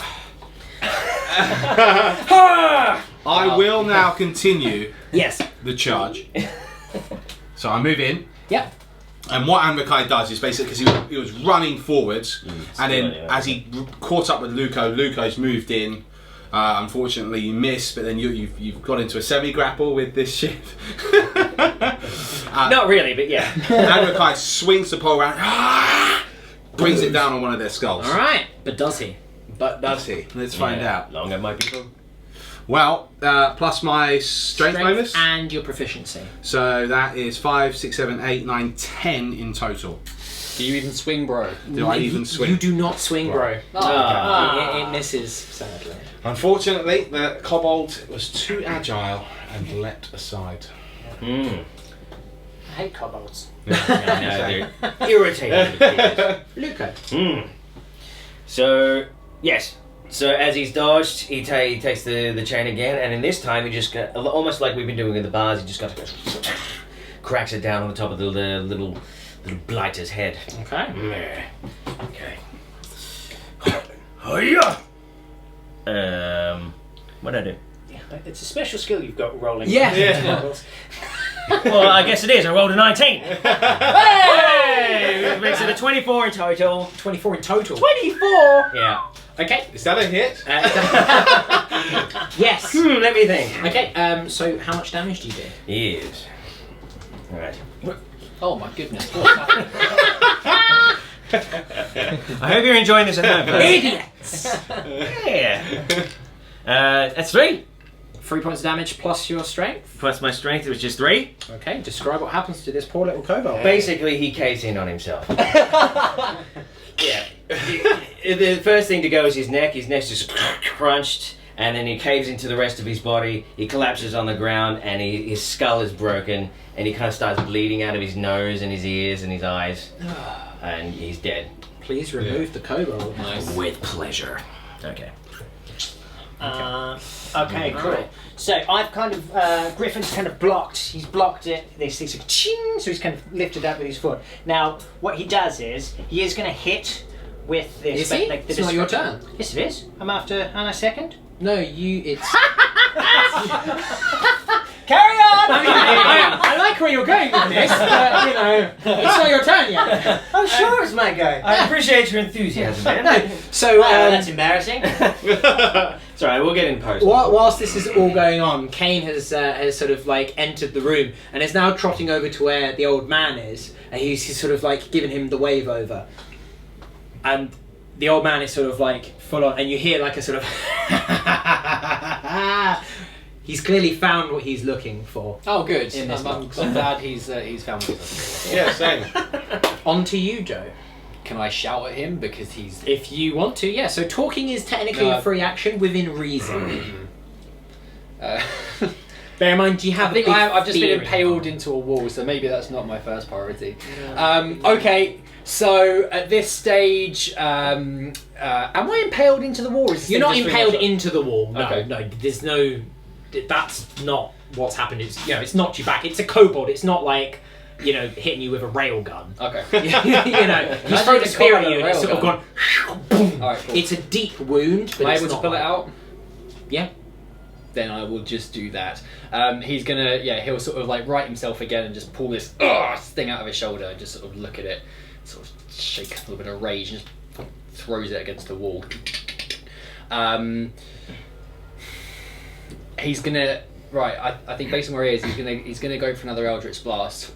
At this point, he clearly isn't entirely in control of his powers.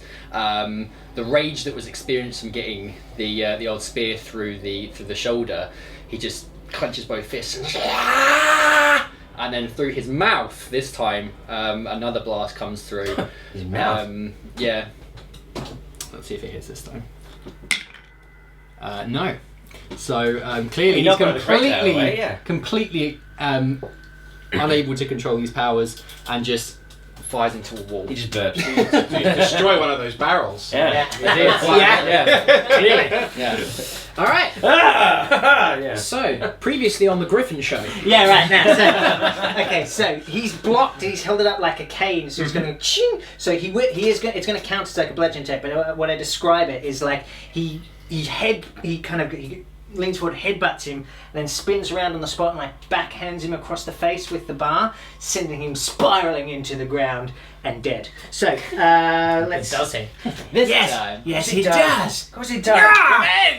Yes, well, I'm assuming so. That's a 16, and then I've got to add my strength, which is -1. Okay. So that's, But you do -1. But you do add your proficiency. but I do have my proficiency, which I don't have in strength. +2.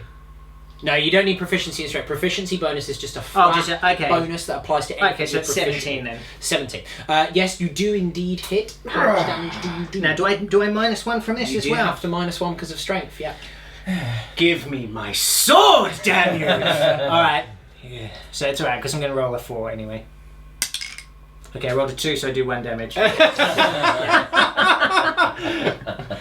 So you sort of improvised weapons. I scoff. So you sort of you Too crude for the likes of you. clatter Exactly. this kobold around the head, but what is? I mean, yeah, pretty much exactly what you said happens, but just it doesn't seem to have had much of an effect on him. Right, fair. Yeah, well, I'm upset. Now it's back to the kobold's turn. So that one that you've just clouted around the head. He's going to he sort of like brings his shiv round and he sort of like goes in for sort of like almost like a kidney blow. Sure. He does not. Yeah. You sort of. So we're dancing right now. We're dancing. So yeah, I just drop that bone, and go, ping, like that. Oh, yeah, it's very cool. The one that threw the javelin at you has sort of seen that you're distracted by this injury, so he sort of begins to make his way over to you. Yes, come towards me. And basically he sort of comes in and he sort of almost just goes in for like a sort of, you know, he goes to pick up the spear that you sort of clattered along the ground and sort of comes in at you. But you dodge it. Of course I So do. in your rage, the sort of the blinding light, I can almost imagine that You got this. as you've sort of done that sort of that breath out, he's sort of kind of momentarily distracted by it and sort of swing and a miss. Cool. And then the final one on he sort of goes in with his shiv, but you basically just bring the rebar down, sort of almost to use it to parry. Yes. They whiffed. They whiffed. Bring the low guard down with the bar. Yep, they whiffed horrifically. Good. Here's what it is. On to Luco. Luco. All right. No. Amrakai. Sorry. Yeah. Okay, I so forgot my initiative trackers. I'm really sorry. as this one comes in with its shiv, Amrakai, literally with his iron bar, does crack it across his elbow. He then grabs the kobold by the neck, lifts it up, and went, "You caged the wrong lion!" and then drives this bar through its skull. Yeah. But does he? Yes, he does. Of course he does. I actually literally don't know what that is.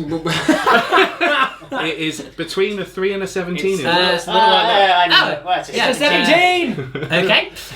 Use a command point. Well, according to the camera, it's 17. Would you like me to re-roll it, or do you want to call it? Reroll it, just because we're not sure. It is That's a- a bit of an odd one. That is just got caught in that Yeah. groove. Oh, That's right. Is that what fine. happened? Little ridge.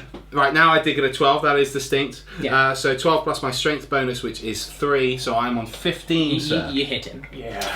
It's a hit. You hit him. Damage is D4 plus my strength. It is indeed. That is a 3 plus 3, so 6 points of damage. Yes. And I drive this pole through its skull.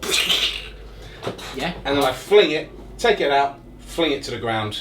It slides up against one of the crates. Yeah, 100%. Would you like to remove that kobold? Yes, I would. Yes, I would. Thank you. Thank you. Thank you very much. Thank you. Okay. You hear sort of like the plodding footsteps of Cain, sort of Yes. like walking up to the battle.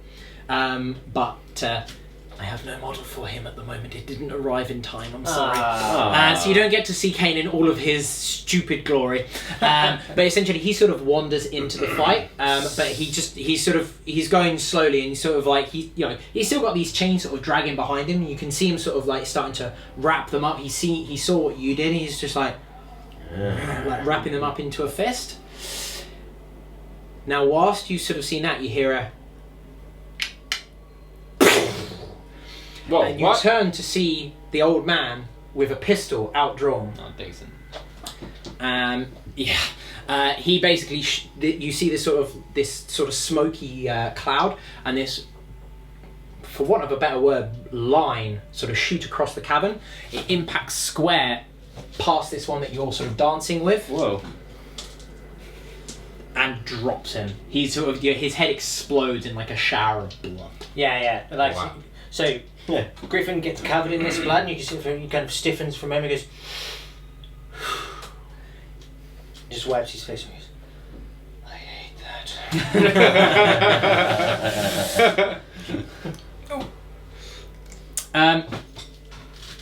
Your turn, Joe. Me. Now, am I right in presuming that I probably can't use Eldritch Blast in close range? You like- can, but because it's classified as a ranged attack, you would need to make it at disadvantage. Right. So you I have have to I have one of those bars. Can I just do like a normal? You can make a melee attack, yeah. I think I'm going to do that instead Okay. rather than do it at disadvantage. Okay. Would disadvantage affect my d20 roll? No, so disadvantage, if you're going to do your Eldritch Blast, you'd have to roll 2d20s and pick the lowest. Right. But it wouldn't affect your damage. Now I'm going to go for a melee attack. Okay. So So this is d20 plus your proficiency plus your strength, because it's an improvised weapon. yes. So I think So at this point he's decided to stop with the blast because he clearly can't control what he's trying to do. So he just kind of flails this bar towards the thing that threw a spirit in before.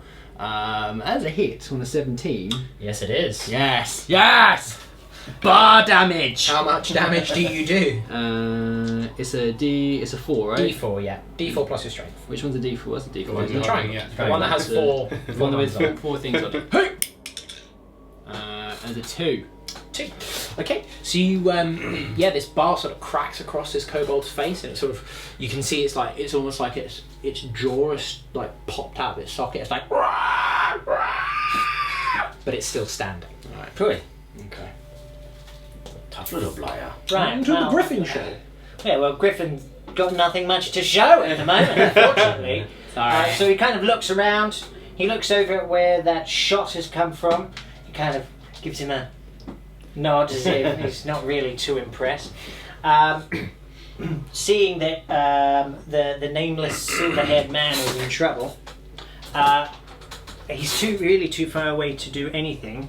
But what he is going to do, he's going to dash over that way anyway. You can see he's injured. Even if he can't attack, maybe he can kind of take. It's my headpiece. Maybe he can kind of take a bit of damage or something. Sure. As well.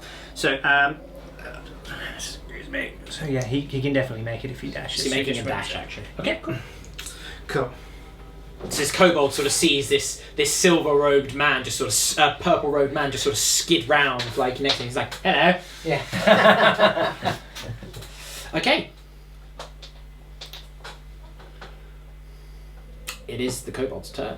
Yeah, he's sort of seen you come round, and he's just like, he sort of swings round wildly at you as you sort of appeared in front of him, but he's too caught by surprise. Yeah. Like there's just this very very short robe in front of him, and he's like, It's this vision of masculine beauty is running towards him. so he whiffs it. He whiffs it. Yeah. On to Anrakai. Okay, so with only one kobold left in the room, right, Amrakai's just dashed the limp corpse of this kobold across the room. He turns, seeking for looking for another kobold or any other enemies in the room. Turns around, sees the one which is actually just over his left shoulder. Sees that now that you've actually been skewered, or you've got a wound, rather, because you dashed away that spear, didn't you? And that Griffin has has gone over to help. He turns. Amrakai turns, lets out a roar, charges, and he can make it.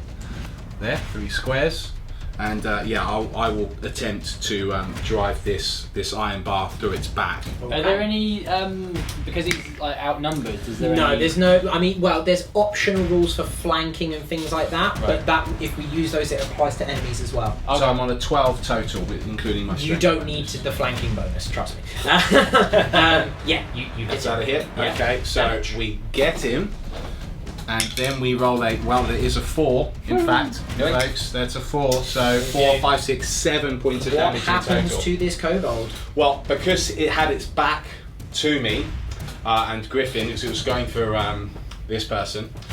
What happens is all of a sudden you see the kobold lift in the air, and this iron bar it's through its chest as it explodes out.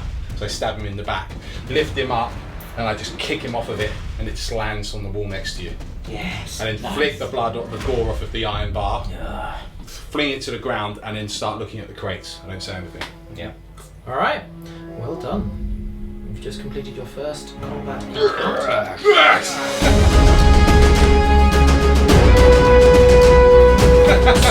Relatively unscathed as well. Relatively unscathed. Relatively unscathed. Perhaps your name would have protected you.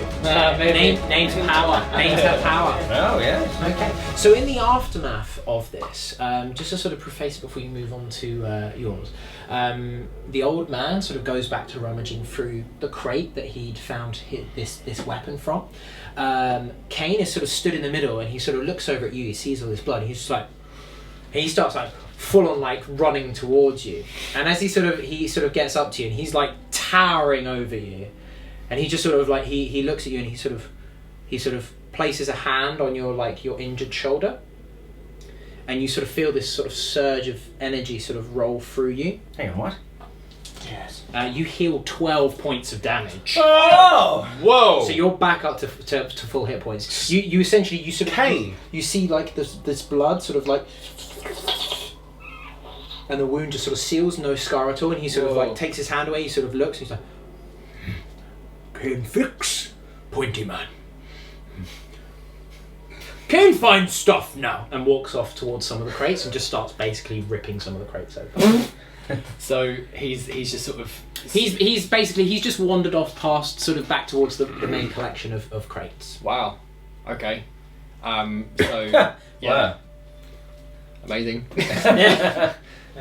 So Griffin kind of nods, seeing that you're now fine, and he realizing that if that old man had nothing and was looking for something and suddenly pulled a gun out of there, and he seemed to recognize it, that maybe his belongings are in these crates as well, and so he goes searching for them as well. Okay. Luco, what would you like to do? Seeing that this bag of surprises has just healed our mate over there. What Luco does is he just kind of he does a quick check to make sure the kobolds are indeed all gone, and maybe pauses for a moment because I imagine we would have made quite a racket. Yeah. So as you can see from the map, there are a few other entrances. Now you've come from this one over here where where the sort of the longer corridor is. Yep. There's the two smaller ones that are going off to the sides. Yeah. Peering down them, you can see just darkness. There's no torchlights or anything down these. Mm-hmm. Cool. But I can't hear anything. Could you make a perception check, please? Okay. It's good for wisdom, isn't it? Wisdom. yeah. Wisdom. Wisdom and any proficiency bonus that you may have. Right, which I don't think I do, so that's fine. So just make a quick wisdom check, please. There you go, and that's a 9. A 9. You don't hear anything. No. Okay, cool.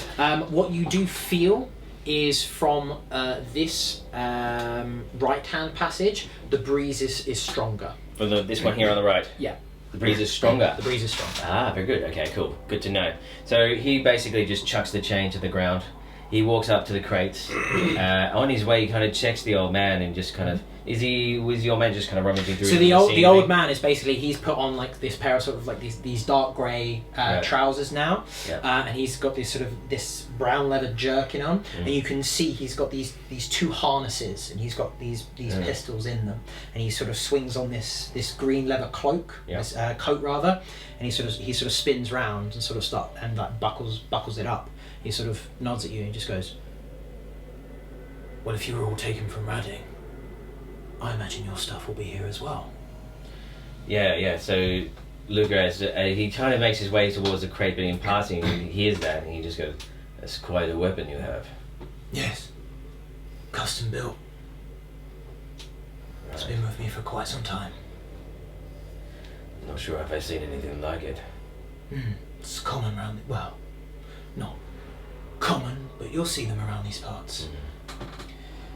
If you're going to be firing towards us, maybe some warning next time. I wouldn't hit you, not unless I wanted to. And you haven't given me any reason to hit you. Do you need some help searching for your things, my friend? I'll be fine. Very well. And Luca just starts. He rips open one crate and he just starts going through everything, basically. Okay. Yeah. The old man sort of moves to the centre and sort of, says again, like, I'd suggest you search for your things. I'll keep an eye out. And, forgive me. My name is Eric. Eric Arnav. And, thank you for your help.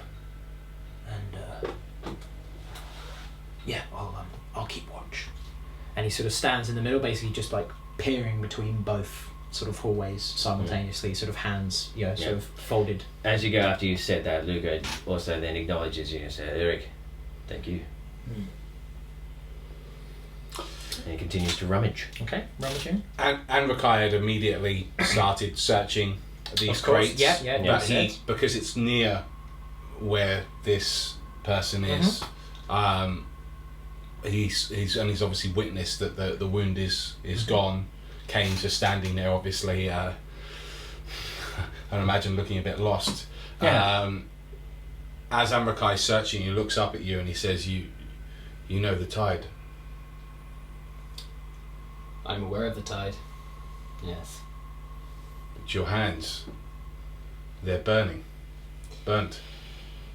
Yes, my abilities with the tide are hindered without certain personal effects. I would imagine they may be here somewhere. But you can control it, can't you? With my focus, yes. And without? Just shows you his hand again. Yeah. You see, Amrakai seems almost suspicious, but continues to search for his things. He doesn't say anything else. Okay. At that point, he will make his way over to Kane. And sort of give the guy a small tap on the shoulder. Ah, hello, Pointy Man. Feel better? Yes. Liz Kane? Yes. What did you do to me, Kane?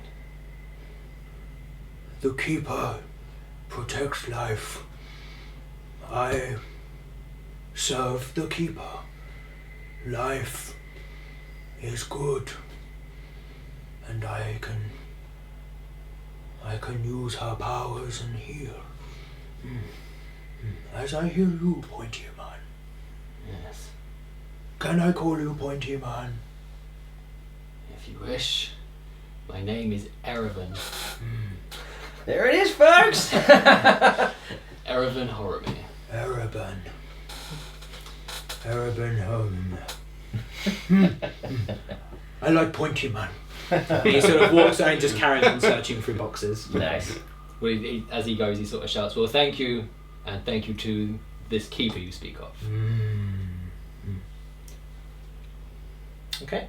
So, whilst you're searching, you will essentially find all of the belongings that you would have had before you were taken away by the kobolds. So, just before we sort of move on to your descriptions, you see that Kane is essentially putting on this large breastplate, clearly custom made considering his size. Now, one side is completely bare, apart from a single sort of gauntleted hand on this side.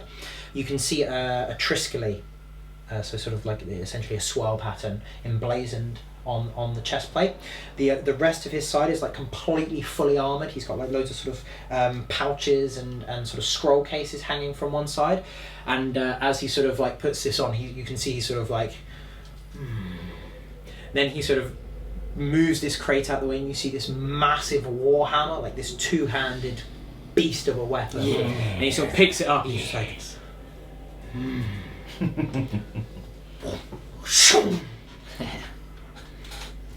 Kane has things, Kane go now. And he starts to sort of like walk towards the entrance, and Eric puts his hand out and just wait, Kane. Okay, Kane, wait for new friends. And he sort of just stands there, just waiting. So what is it? What sort of stuff do you guys find exactly?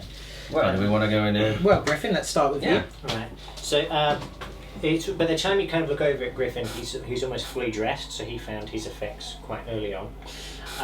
So he's looks much like the model now. He's got like these fine leather travelling boots over some like brown trousers as well, which is they all look like the sorts of clothes you'd wear if you were travelling, if you were a noble. So while they would probably be more for look, they'd probably be more for look than rather than functionality. But still, there's some sturdiness behind them. But he wears a long, it's almost like a cape almost over the top of like a white blazer. It's more like a coat, I guess, that goes over the top, and it's all this deep crimson purple with gold trim all over it. He wears brown gloves. He's got a red hat with a feather on it, which he's holding in one hand, and in the other, you see he's holding a wig. It's a long blonde wig with all these curls and different things on them. So he puts that on over his head. You can see it kind of makes sure it's fit, and suddenly his whole face kind of almost changes. Like when he had the shaved head, although you could tell that he was an attractive sort of man, this wig seems to frame it, and suddenly he's quite striking in his look. He's very regal, and he almost stands taller suddenly. It's like he's almost become a different man, like a part was missing from him, and now he's kind of arrived. So he puts that on. You can see he's got some sort of rucksack. If you were close enough, you could see there might be some different coloured wigs in there as well. He's one thing you have noticed is there is on the ground there's a handkerchief, a white handkerchief, which is covered in all the blood that the kobold had. He now looks immaculate. So he's completely cleaned all of that blood off himself, and then he's just discarded that. In his hand, he's holding a cane. Now it's almost like the cane. The hilt is a gold griffin head on there again, and the cane is like this solid black. It looks like some sort of mineral ore, like black obsidian in a way, but it looks quite heavy. So when the griffin holds it, then he pulls it up, and puts it to the side, and he pulls on the hilt, and a rapier blade comes out of the top. It's like this thin golden blade. The craftsmanship of it is quite masterful. He holds it in that spot of moonlight, and you can see that the moon almost reflects on it.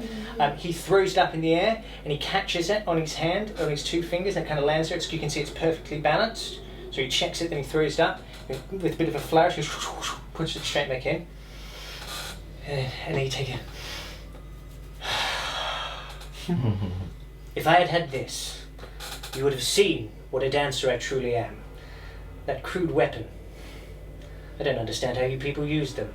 Finesse, my friends. There is finesse in the dance of death. I hope I will show you. Luco hears that as he's kind of rummaging through. Yeah, Mackay looks up. I don't see you yet, though. I don't clock you just yet, so I don't know what you look like properly. But I come over the top of my shoulder, I thought, I look forward to seeing it. And he kind of goes back into rummaging. In my experience, the end justifies the means. I look at the two broken kobolds on the ground. Perhaps. But I prefer the journey.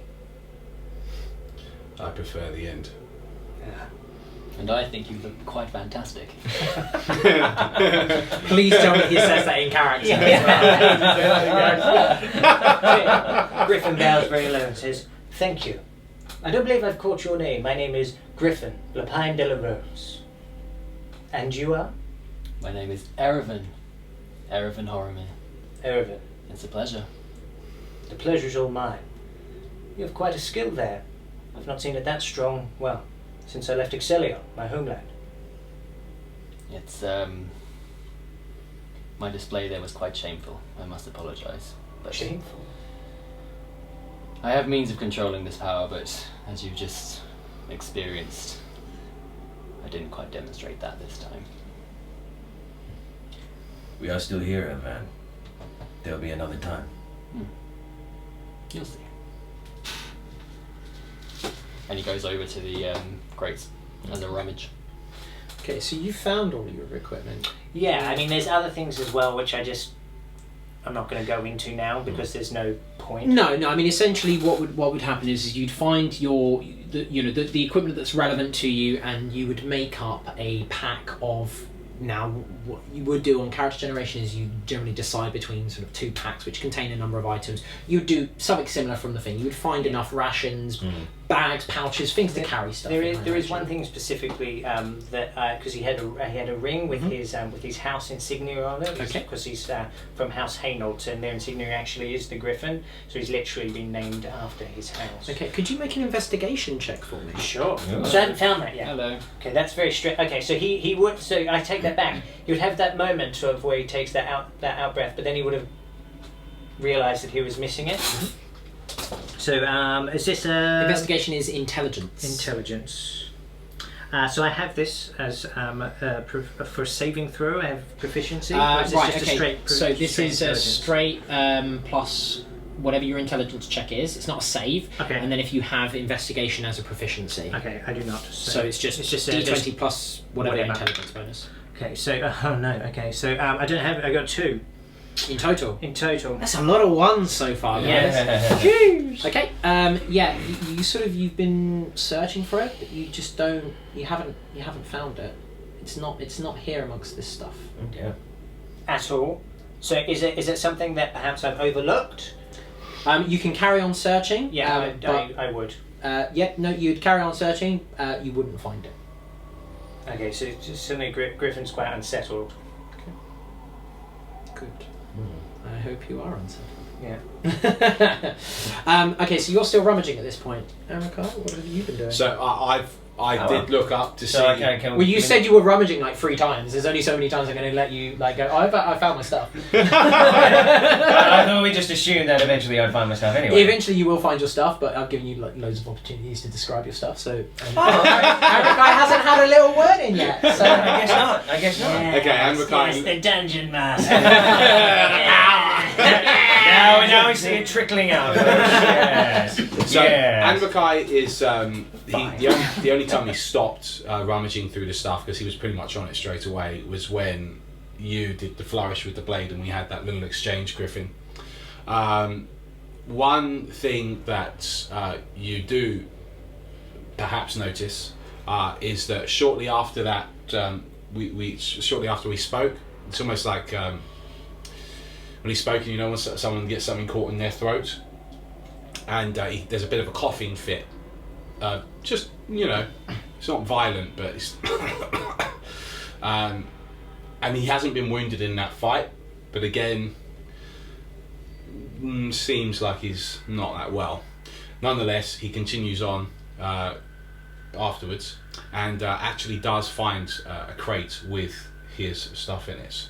Okay. And what happens is Amakai takes out some looks like chain-mailed leather, and he's got like a black travelling cloak. He actually starts to armour up. He's got these wraps that he puts around his forearms and hands. He then dons this leather armour, and you can see that there's like a studded sort of warrior's skirt, if you like. It looks quite like a Roman centurion sort of style, except it's not coloured like that. Yeah. And then he's underneath the crate. You can see there is a very large weapon, and it is a claymore-sized broadsword, probably about 4.5, 5 foot long. As he takes it out of its scabbard, you can see through the moonlight coming through the cave, you can see that there's a glint of like an amethyst in the hilt, which, depending on where you're from, you may think is quite valuable.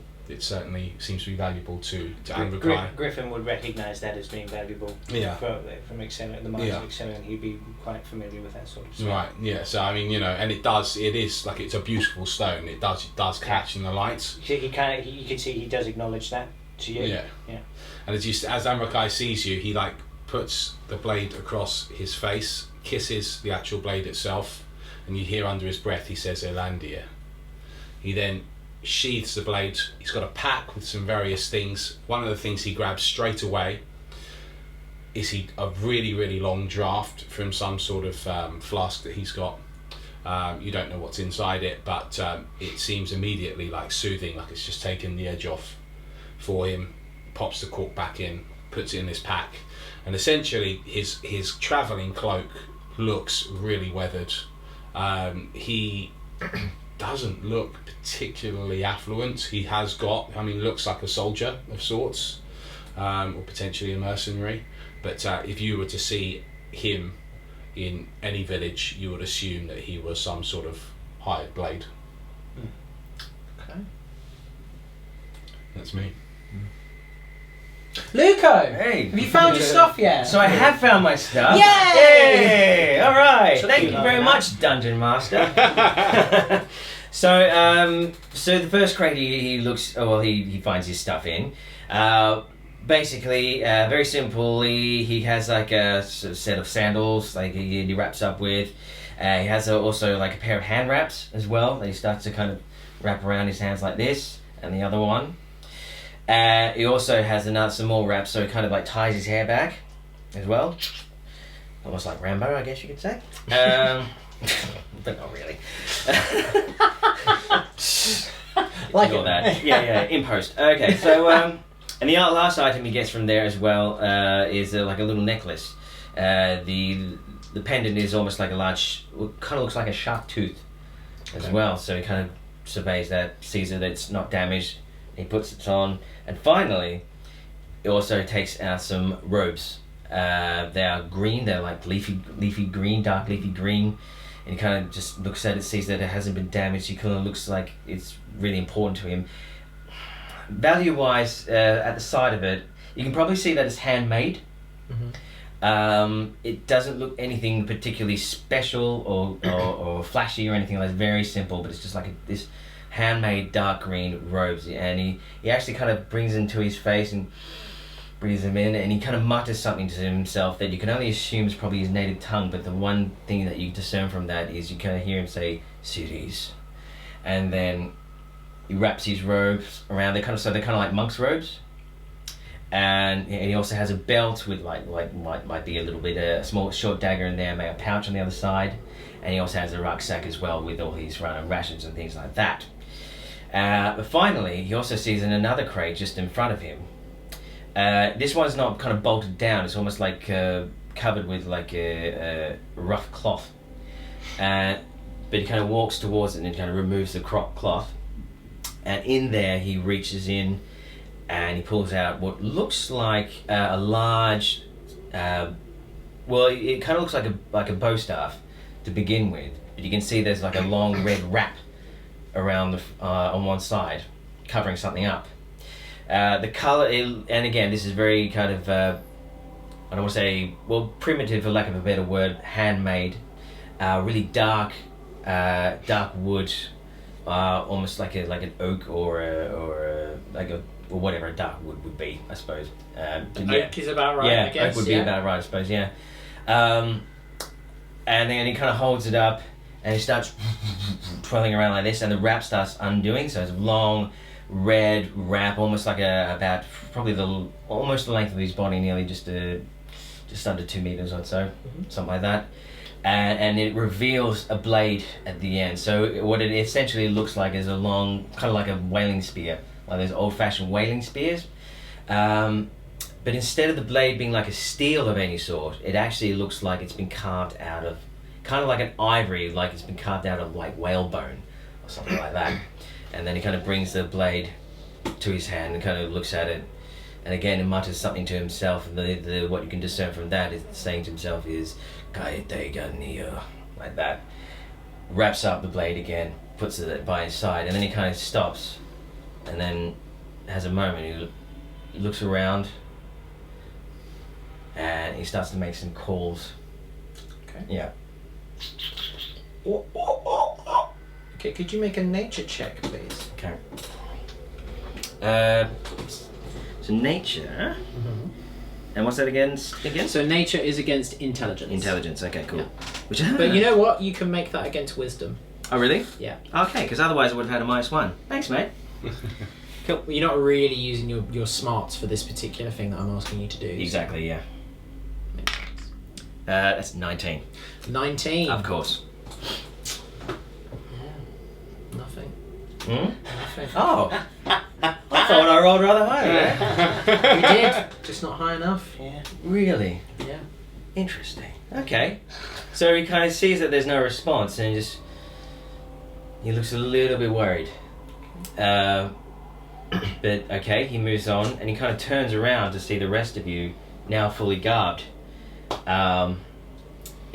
Except for this guy. Long Johns. Yeah. Not a bad. But yeah, he first of all he does clock you two, and he kind of looks at you, and he kind of even though we're cultures apart, he kind of gives you that nod of like acknowledgement of I see what you are, like that kind of knowing look that only warriors kind of have. Yeah. Yeah. Cool. And then he also sees Griffin, and he kind of stops for a second and hasn't seen this look before. So you give me the knowing nod that only warriors have, and then you turn and look at Griffin. Okay. Great. Griffin just goes. Alright. Cool. Yeah. Yeah, I don't think I say anything to that. Yeah. Cool. Okay. So You need to. Yeah, based on his Astari abilities, he's clocked where his stuff is. So he's kind of strolled across and seen some of his belongings in amongst the crates.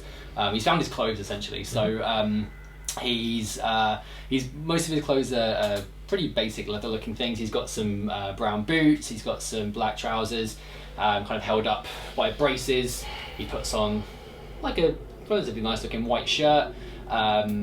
And he sort of puts on like a kind of like a harness with a few little pouches and things strewn amongst it, and then picks up a very long red coat, and as he does, he kind of flicks it around himself and puts it on. And underneath the coat, there's a very ornate looking case. The case is a dull gold kind of color, and it is completely covered with etchings and markings and things like that. It looks very, very unusual. Not a normal case for any kind of personal effects. As he sees it, he sort of breathes a sigh of relief. He pulls into his jacket and pulls out another gold belonging of his, which is a gauntlet. He puts the gauntlet on his left hand. Which hand? Like this. Puts on the gauntlet, and you sort of see his shoulders drop, and kind of like an air of calm kind of sweeps over him once he put this gauntlet on.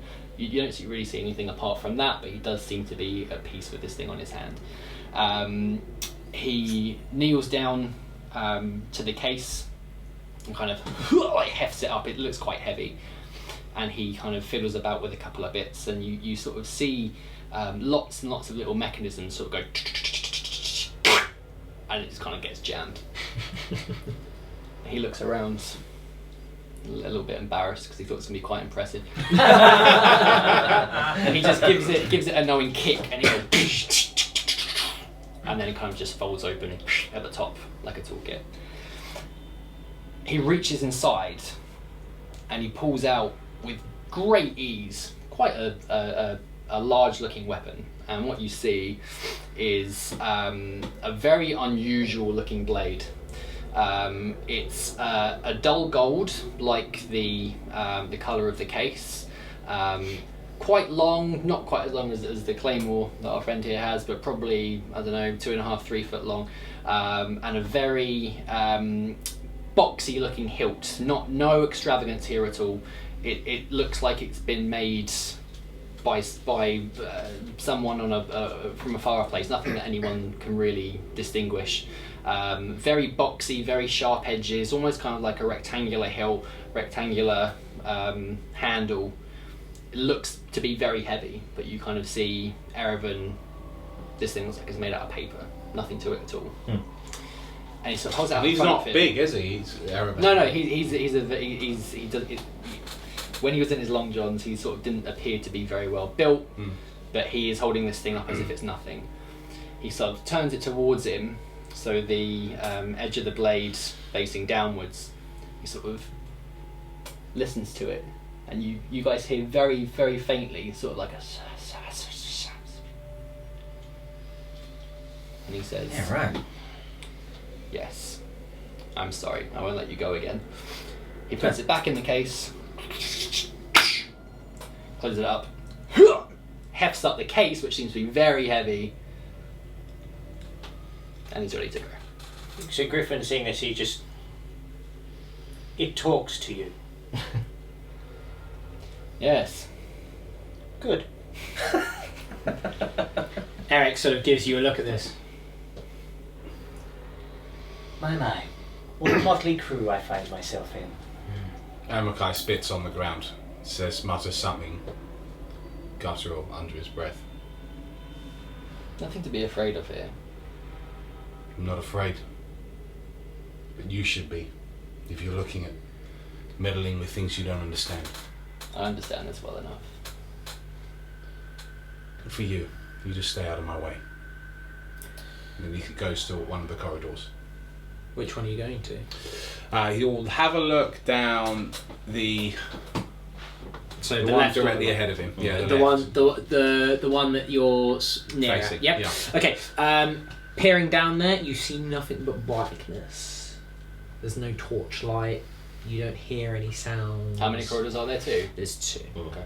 Well, when he's noticing this, Luco then addresses, everyone in the room, and basically says, after hearing that, he says to him, "We are clearly not enemies here. We're on the same side, at least for now. I don't think we need to fear each other just yet." Who are you saying that to? Me? Everyone. Okay. But, if I may, I think I know which way to go.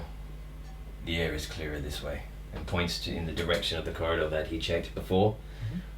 So if we have everything, shall we? Yeah, Amakai sort of he stops. He doesn't turn, but it's obviously he's heard what you said. He turns and then follows you. Okay. Erevan does too. Yeah. Walks on.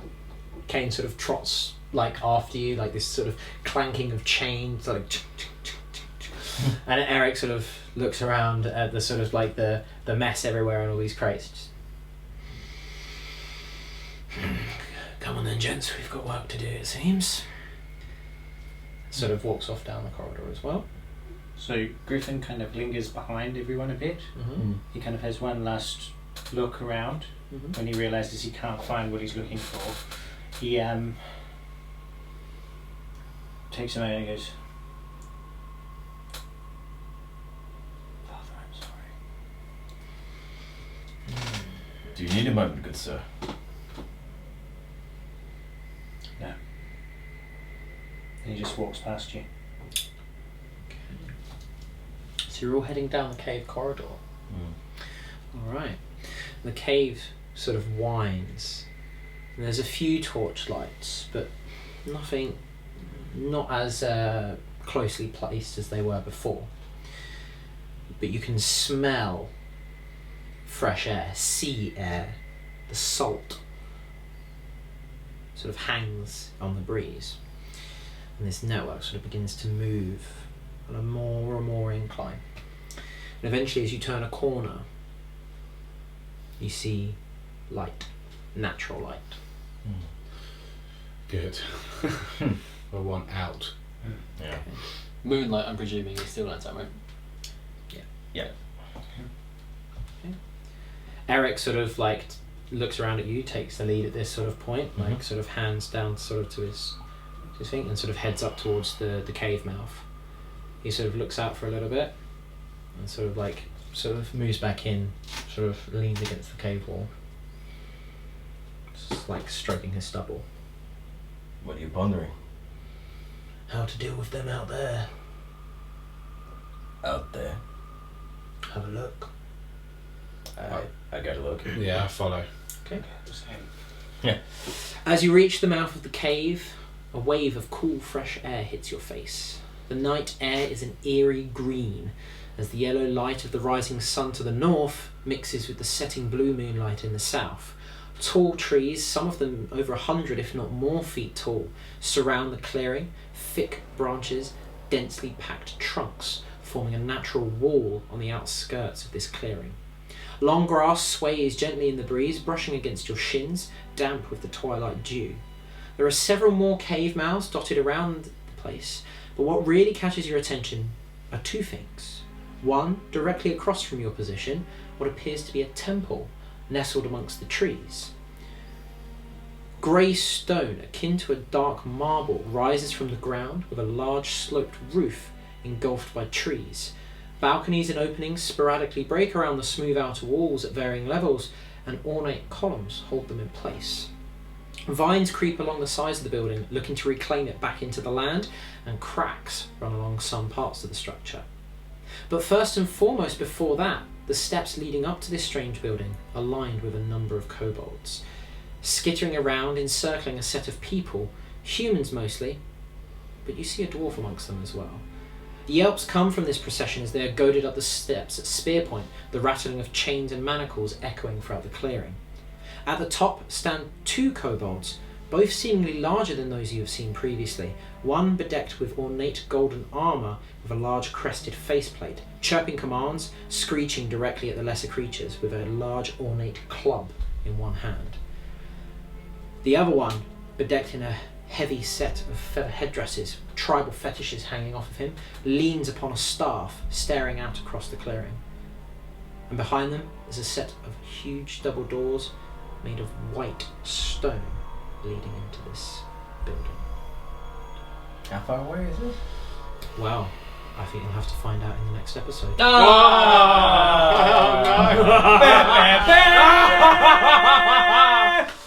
Wow.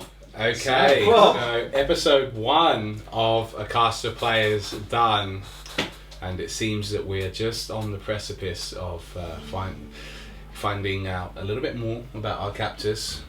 Mysterious temple lay before us. Tune into episode 2, coming out very, very soon, to find out what happens next. So until next time, folks, we'll see you soon.